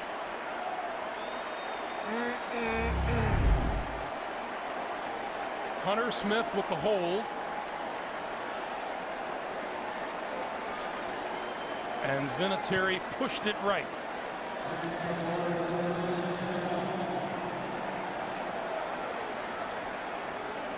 Over on the sideline, number 18 sees a wasted opportunity, as does his head coach. Did he say, "You've got to be kidding me"? Well, that's Adam Vinatieri you're talking about. First down from the 21. Peterson, who had just 2 yards rushing in the third quarter, gets a couple there. And what a mammoth piece of misfortune the Minnesota Vikings just dodged. Now, again, can they get a first down or two to give their defense a break? The running game has been there for them all day. Can they hammer some out now when they really need it? Adam Vinatieri just doesn't miss very often from that distance. 2nd and 8. Jackson on the slant. And a fine catch across the 30 and a first down to Bobby Wade. Let's check in to James Brown in New York, JB. Greg and Nan, take a look at this excellent play by Tennessee's Keith Bullock going in to block the punt of Kyle Larson of Cincinnati. And Bullock also recovers the loose ball in the end zone for Titans score 23-7 Tennessee. Start of the fourth. Back to Greg and Dan. Thanks, JB. That Tennessee team, there's a team rallying around some tough couple of days, huh? And how about a player the caliber of Keith Bullock in there on special teams? First down, Minnesota, their own 32 play fake. Jackson on the roll, throws and overthrows his intended receiver, Bobby Wade. How many times did we see Tavares Jackson in their light workout yesterday morning running that exact same play? And I feel like he's run it about 6 or 7 times today. Man, I'll tell you what, this crowd is down on Tavares Jackson. He throws an incompletion. Yes, he had an open receiver. The ball sailed on him, and he missed it. And he gets lustily booed in a game where they are leading the Colts. I'm not feeling a lot of love here for Jackson. On 2nd and 10, here is Peterson. And Peterson trying to go east-west and is dragged down at about 33. Keaho along with Robert Mathis. It'll be 3rd and 8. And now on a passing situation, Chester Taylor replaces Adrian Peterson in the backfield. Well, up until that last incompletion by Jackson that really sailed, he has been pretty accurate once he got beyond the first quarter. Forgotten was the pass immediately before that, right on the money, on the slant. Yes. Vikings just 2 for 9 on 3rd down today. Watch out for Freeman. Jackson throws far side, misread completely, and it's out of bounds, and here come the boos.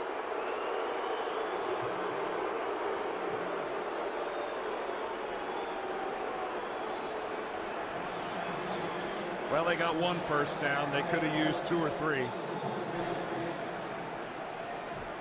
Without a lot of rest, the Vikings defense going to have to be back at it.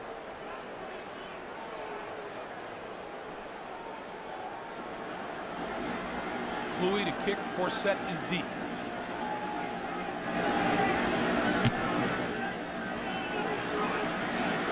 Forsett has to chase it all the way to the far side of the field, and it's out of bounds. That's a beauty. It is. Just around the 20-yard line. That's where Manning and the offense will take over. 12:27 to play regulation.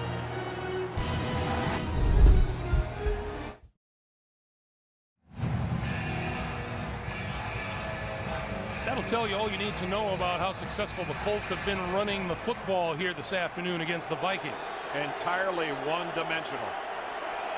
That's on 14 carries for 10 yards. Dominique Rhodes in the backfield with Manning, who will operate out of the shotgun. Plenty of time remaining.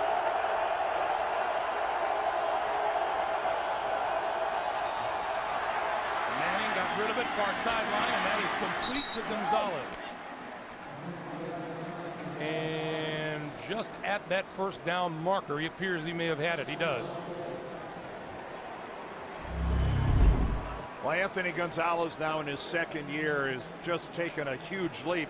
Of course, you know, the guy had I thought, a really good rookie year last year. The way he filled in, playing in the slot. A good, solid all-around football player. His 7th catch of the day, that ties a career high. Tony Dungy says in his second year, he's ahead of where Reggie Wayne was in his second season. Manning throws it back to Wayne this side, and Wayne forward to about the 32. Charles Gordon making the stop. Well, there's the point that Greg was talking about. Take a look at what Anthony did there on the far right in his rookie year with 576 yards. Only Marvin Harrison had a better rookie campaign in terms of yardage. We told you Gonzalez with his career high 7 catches, good for 123 yards so far today. 2nd and 7. Here comes the blitz, and the give is to Dominique Rhodes, and not much there. They just can't get anything on the ground against this Minnesota defense. Again, Jeff Saturday, well, yeah, the regular center, on the sideline. Tony Hugo out for the game, the starting left tackle. Ryan Lilja, the normal starting right guard on PUP. He won't be back until after the 6th week.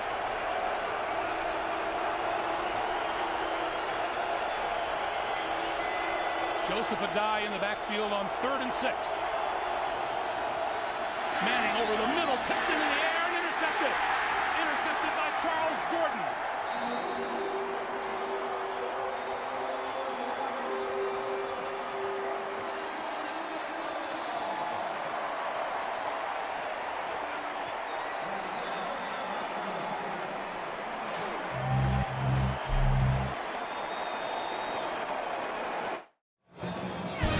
The NFL on CBS is sponsored by the new AT&T. Your world delivered. Pizza Hut. It's true. Pizza Hut is now delivering Tuscany pastas. Order today. And by Bud Lime, the superior drinkability of Bud Light with a splash of 100% natural lime flavor.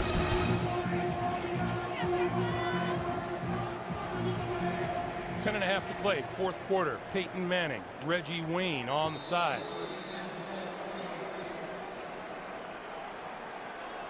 Another Colt turnover. The first time Manning was intercepted today, Minnesota turned it into 3 points. Here's Adrian Peterson. Let's go back to the pick, Dan. Well, it's just a short pattern. You can see that Peyton Manning is trying to throw it away from E.J. Henderson at the middle linebacker, but he ends up throwing it way behind Reggie Wayne. I don't know if that's a miscommunication. If he thought Wayne was going to not go that far inside because Henderson was already sitting there. But Henderson gets a hand on the ball. It pops way up in the air, and a really easy play for Gordon. Now on 2nd and 5. Here comes Peterson. Right side, running room, first down. Freddie Keaho needs stops short of the 35-yard line. 144 yards on the day for number 28. Incidentally, the standout safety for the Colts, Bob Sanders, has left the field with an ankle injury. And Bob Sanders' health is so critical to this football team. And the big numbers there are the 2 to the right, the 0 touchdowns and the 2 interceptions. This is Peterson, and Peterson doesn't get anywhere. Eric Foster makes the stop. Eric Foster getting the start today. Eric, a rookie who's in there because Ed Johnson was just released by the Colts. Johnson arrested earlier this week, and he was on a 0 tolerance policy with Colts management, and away he went. So Eric Foster The kid from Rutgers, all of a sudden, the starter. In the spotlight and big shoes to fill with run stop. Peterson and Tahi in the backfield. 2nd and 13. This is Peterson. Oh, he came close to busting it. Oh, look at him. He knows how close he was. Somebody got the old proverbial shoestring tackle. Working right in behind Herrera at right guard. He and Burke get a good seal to the inside. Who was that came in with a shoulder from the outside? I think it was Melvin Bullitt. Bullitt, the replacement for Bob Sanders at safety. Look at that rushing yard differential. 8 minutes to play in the 4th. Chester Taylor now in the backfield on 3rd and 5. And a big defensive down for the Colts. Taylor stopped short of the 30-yard line, well short of the 30. They needed the 26 for a first down. And here comes Ryan Longwell looking for field goal number 6 on the day. Well, the significance of this field goal is that it makes it a 2-score game. This field goal here is large. Yeah, it'd be nice to be 6 for 6, but this makes it a 2-score game. Right now it's a 1-touchdown, 1 2-point conversion game. This is a 49-yarder. On the way, pulling left, and he missed it. So Longwell not perfect on the day. 7:09 to play. Vikings lead 15-7. Hey, Thursdays this fall on CBS, 18 new castaways marooned in exotic Africa. Survivor Gabon premieres Thursday, September the 25th in high definition. With your friend of mine, Jeff Cook. Absolutely. Met him last week in New England. Joseph Adai in the backfield. Peyton trying to get something going from his own 39. Play fake. Lots of protection this time. Up the seam, and that's complete. Reggie Wayne with the catch inside the 45 of the Minnesota Vikings. You think there's anyone here in the Metrodome who isn't just sitting there going, I can see this coming a mile away? That is Peyton Manning we're looking at out there, folks. Not the least of which is Brad Childress, who is probably lamenting all of those opportunities where the Vikings had to settle for field goals. Manning, quick pass, that's complete, and that's Gian Robinson, and Robinson with another first down.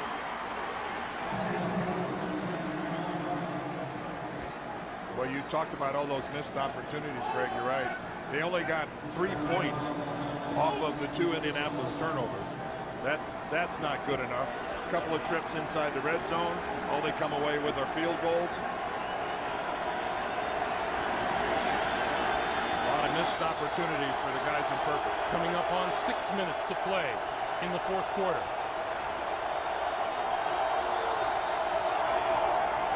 Manning up the seam. Reggie Wayne to the 5. Touchdown.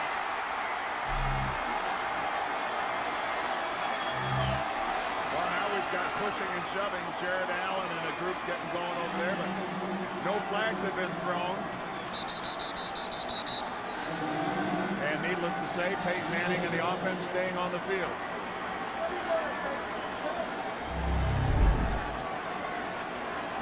Well, Reggie Wayne working against the Minnesota zone. Gets a shallow post, the little skinny post right down the middle of the field. And that was some pretty lame coverage by the Vikes. Last year, Indianapolis 2 for 3. Adai and Rhodes in the backfield as Manning and the Colts go for the top.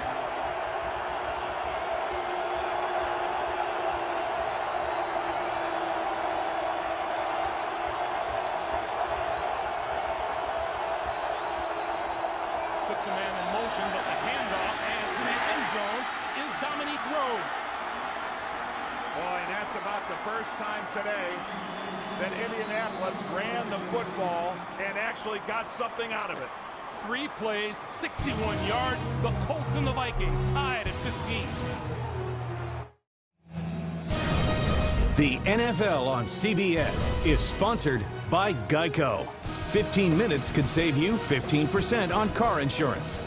And by Turbo HD by Dish Network.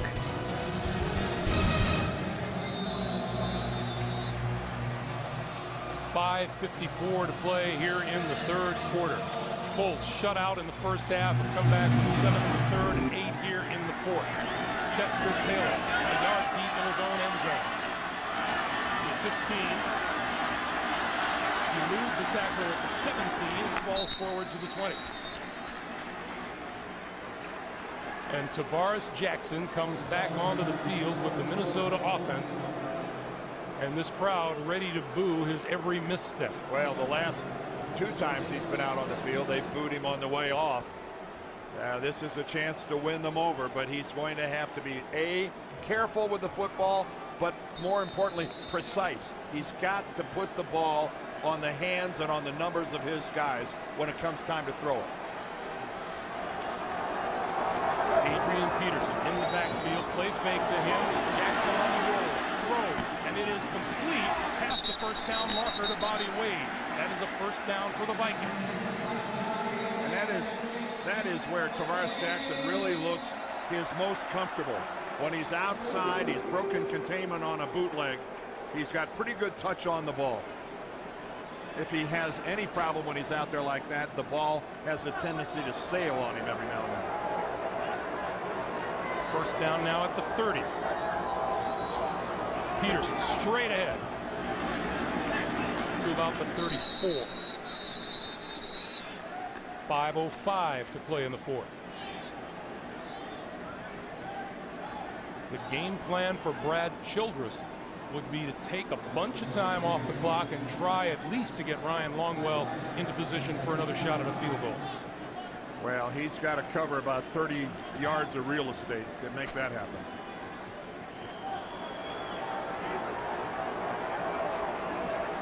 .153 yards on the day for Adrian Peterson. Jackson. That pass incomplete on the far side. Batted down by Kelvin Hayden, intended for Bobby Wade. Well, Bobby Wade over there pleading his case. But Kelvin Hayden was all over him. Let's see how all over him he was. Well, that's a lot of contact beyond 5 yards. That is a lot of contact beyond the 5 yards where it's allowed. You can see Hayden had a hand in there, Greg, riding him. Yeah, I'd say the hand-to-hand combat was equal on both sides. I've seen worse. 3rd and 6.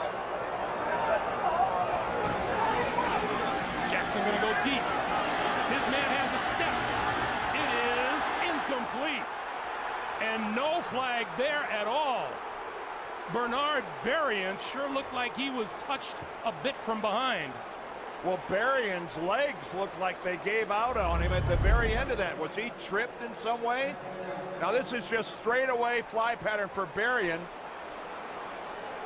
Oh, he clipped his heels. Bernard Berrien looked like he caught his foot on the back of his own heel. Here's Forsett. And Forsett is met and hit at the 25. And we have a penalty marker down on the near side of the field.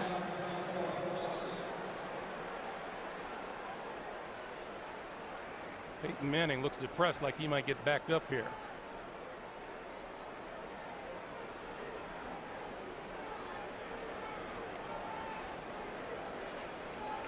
Tony Dungy pleads his case. Gene Steratore is going to fill us in. Tony's almost out to the numbers.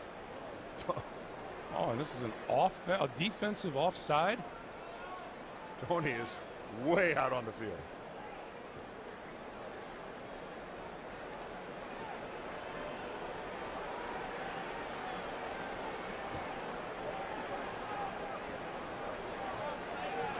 Offside. Offense, number 87, was not off of the field at the time of the snap. 5-yard penalty will be added to the end of the run. First down, Indianapolis. Oh, Brad Childress probably wondering what else can go wrong. Let's check in with JB in New York. Hey, Greg and Dan, take a look here. Jonathan Stewart doing it again. A 1-yard touchdown run, his second of the day. 14 straight points for the Panthers, who are looking to end a streak of 4 straight home opening losses. They lead it by 3. Back to Greg and Dan. The kicking team, that 5-yard penalty will be assessed to the end of the run. JB, First down. thank you. How about that start to the season for the Carolina Panthers? No kidding. Gene Steratore, by the way, just corrected himself and said the penalty on the Vikings was for an illegal substitution, not offside. Stop and think about it. If the guy didn't get off the field in time, then you had 12 men on the field. So it was an illegal substitution. The net result was the same. 5 yards upfield tacked on, aiding the Colts. The bottom line is 32-yard line, the line of scrimmage for Manning and the Colts. 4:11 to play in the fourth quarter. Working behind a young, inexperienced offensive line. The pitch to Adai, left side, running room. Adai turns the corner and out of bounds at about the 38 or 39-yard line, run out by the rookie Tyrell Johnson. One of the few times that a Indianapolis Colts running back has seen any green grass in front of him. Good for 7 yards. This Colts running game today has been non-existent, and yet they ran it in for the 2-point conversion. Catching, I think, Minnesota a little off guard. 2nd and 3. Keep it on the ground again. A dive looking for running room. Still dancing. Has the first down out to the 45. That was some individual effort by Joseph Adai. At least he's up now to over a yard per carry, Greg. Adam Vinatieri, you don't think he's looking for a little redemption after that missed field goal earlier? Yes, I think he is. First down. Coming up on 3.5 to play in regulation. Manning. Under pressure. Throws far side of the field. Diving catch is made by Gonzalez, who's had a whale of a day. Boy, and that was a heck of a throw by Peyton Manning, and he gets up limping a little bit. I don't know if his brace shifted on him a little bit or whatever. But Peyton, this is not what he does best. And you can see when he stepped into that, he put all his weight on that left knee. That ball came dangerously close to touching the turf. It sure did, but I think Gonzalez had it under control. That's a career-high 8th catch of the day for Gonzalez. Manning, quick slant, and Gonzalez picks it out of the air. That is one heck of a catch. That's a snatch. That is just a whoop. Grab that thing and watch this piece of handwork by Anthony Gonzalez. Even you know that guy's coming straight at you. You're going to take the big hit. First down now at the Viking 41. 2:25 to play. The pitch for a dive. Turning the corner left side and caught from behind by Chad Greenway. Adam Vinatieri. And then we've been watching that pitch play. It's not as effective as the old stretch play that sets up their play action. But Peyton Manning can't get all the way out there to make the handoff. Now they pitch. 2 minutes to play here at the Metrodome. The Colts and the Vikings tied at 15. We'll be right back. Has Peyton Manning put this team on his shoulders in the second half? 12 of 16 for 205. Adam Vinatieri, who hasn't made a 50-plus yard field goal since the 02 regular season, aching for a shot. 2nd and 9. Indy with all 3 of its timeouts remaining. Manning up the seam, incomplete. Gonzalez wanted a flag. It wasn't coming. Cedric Griffin was covering. Yeah, Gonzalez thinks that he was held. He wanted to get to the inside into that seam pattern. Yeah, I think Tony's on his way down there to express his frustration that there was no call as well. Ryan Longwell, who pulled a field goal left. Anxious to redeem himself. Jeez, he's 5 of 6. What have you done for me lately? That's right. Colts with all 3 of their timeouts remaining. Adai and Rhodes in the backfield on 3rd and 9.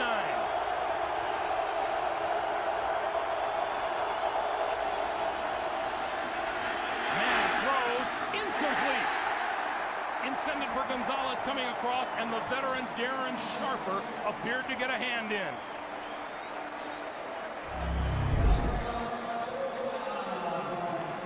Again, Peyton Manning under all sorts of pressure.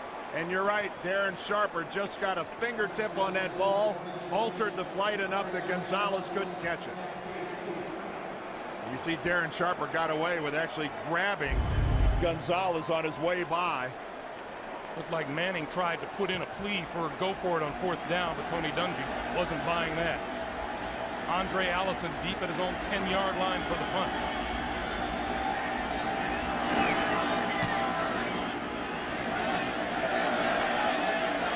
Bouncing at the 5, and what a save at the goal line by Tim Jennings. What a save by number 23. Well, he did the bat and the catch. Talk about a one-man show. Yes, it's a great punt, but look at this. He's the only Colt there. He bats it, doesn't go in the end zone, stays in the field of play, and catches it himself. Nicely done. Once again, it's a doubleheader Sunday here on CBS. We're just getting started. After we wind it down here, New England against the New York Jets and Brett Favre. San Diego at Denver. Miami at Arizona. Check your local listings for the game in your area. That's coming up next here on CBS. Now, Indianapolis, as you see right there, they have all 3 of their timeouts left. Gene Steratore is coming over here.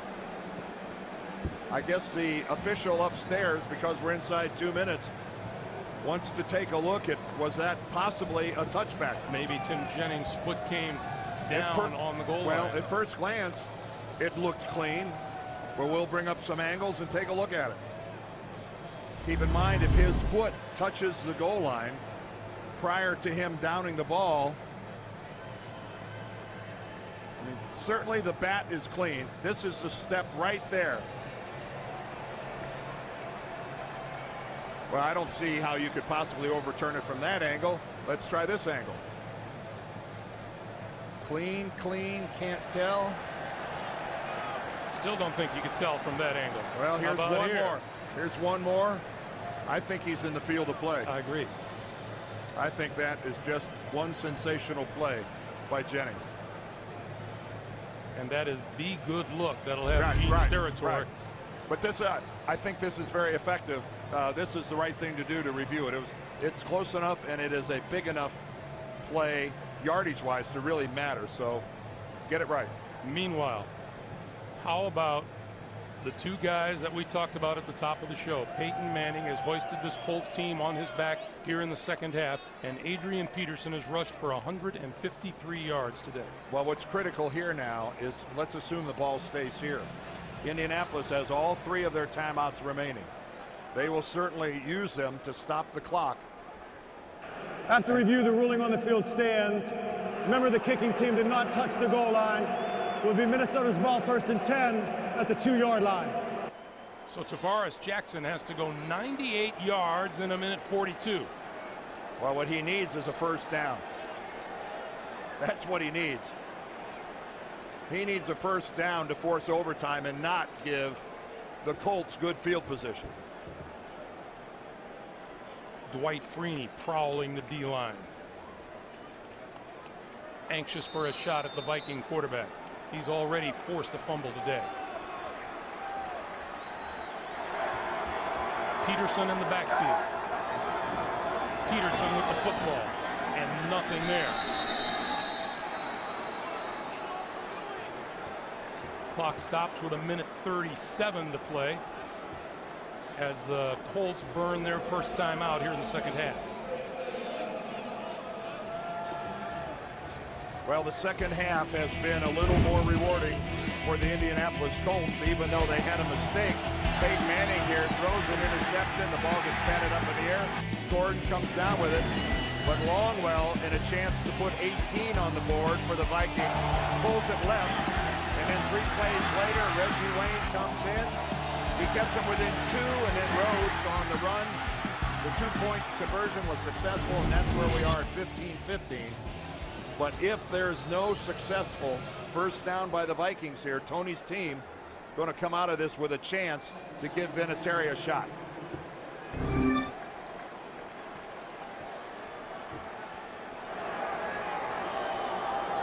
Peterson once again in the backfield. Peterson with the handoff to the 5, out to the 7. Keaho and Antoine Bethea with the stop, and another timeout stops the clock with 1.5 minutes to play. But Adrian Peterson showing the effects of a long day. This kid has really worked, and he's kind of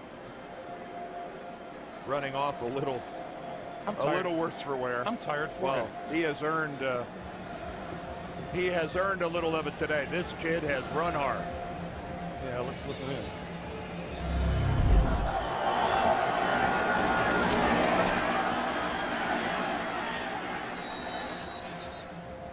He was hit hard by Freddie Keaho and didn't budge. No. Well, now do you let Tavares Jackson come out on a rollout? That has been the most successful play for the Vikings, where he boots it one direction or another and tries to hit somebody with a crossing pattern in front of him. Keep in mind, Bob Sanders not on the field for the Colts. 3rd and 3. There you go. Exactly what he's doing. On the move, being chased, he got rid of it, and that's going nowhere. It's going to lose yardage to now Fahu Tahi. And here come the boos, but not much Jackson could do with that. He didn't call the play. He just tried to execute it.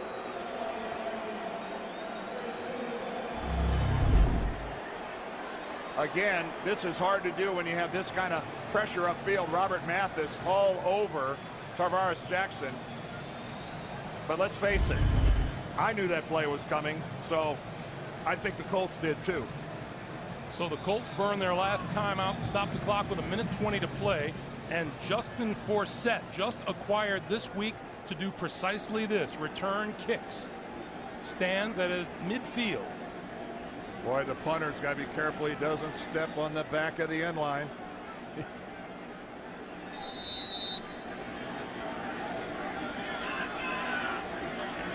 Chris Kluwe to kick it away.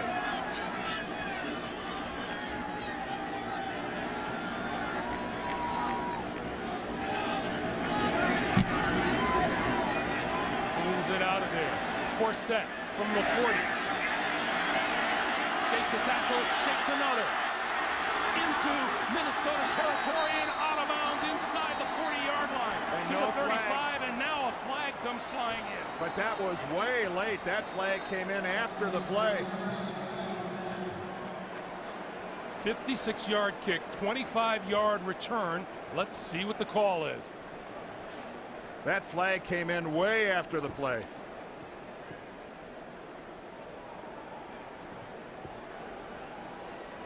Gene Steratore is our referee.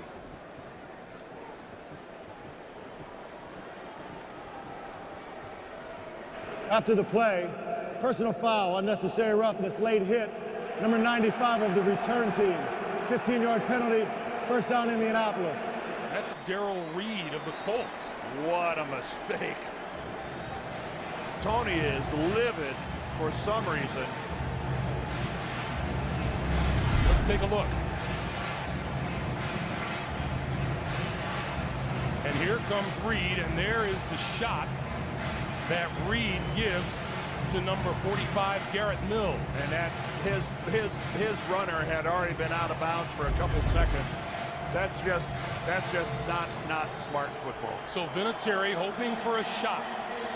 The ball is at midfield, first down. 1:07, and the Colts have no timeouts remaining.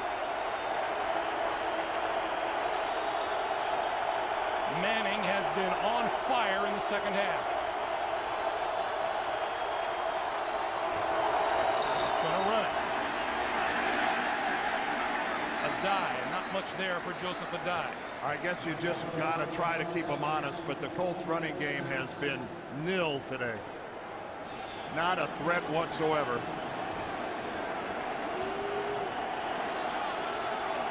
Peyton Manning and the Indianapolis offense pretty shackled, shut out in the first half, but has come alive here in the second half. Boy, could they use Dallas Clark, and they're burning a lot of time. Quick pass to the outside. Robinson had it and dropped it. And that would have been Dallas Clark. Gian Robinson, first-year tight end out of Missouri West State. Who's out there because of the injury to Dallas Clark. And in a pressure situation, just didn't bring it in. There's Dallas Clark on the sideline. 3rd and 9.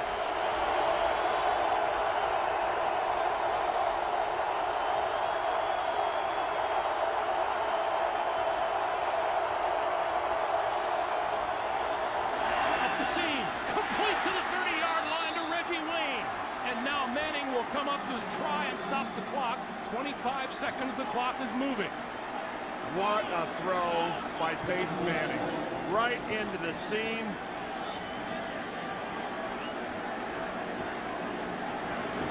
Clock continues to move, and Wayne with the big catch. Manning spikes the ball, stops the clock with 8-second play, and here comes Vinatieri. Man on 3rd and long. Peyton comes through, but this is what's going through Adam Vinatieri's head. He pushed it to the right. The last field goal he attempted. And he wouldn't be in this predicament now if he'd have made that one. Well, no one will remember the first one if he makes this. But what a play and what a shot.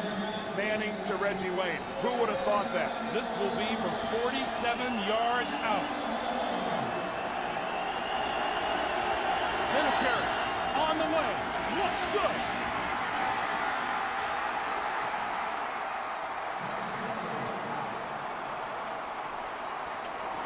With 3 seconds to play, the Colts take an 18-15 lead.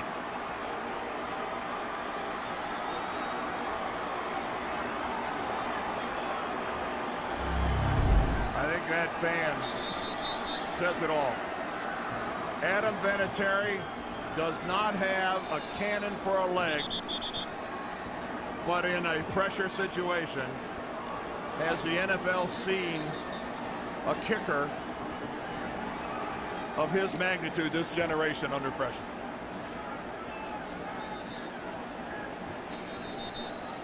Adam Vinatieri. Money.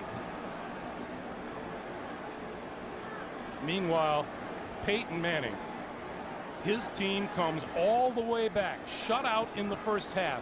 Injuries left, right, and in front of him. And serving notice, I think, on folks that yes, that was a three-pointer. Brad Childress and this Viking football team have got to be thoroughly dejected. They have led wire to wire for 59 minutes and 57 seconds.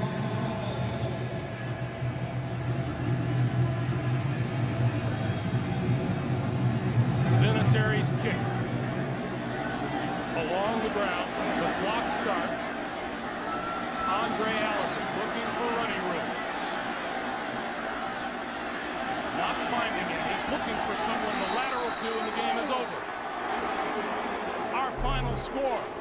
The Colts 18, the Vikings 15. Up next, we'll take most of you Patriots Jets. For Dan Deerdorf, Greg Gumbel, so long from the Metrodome.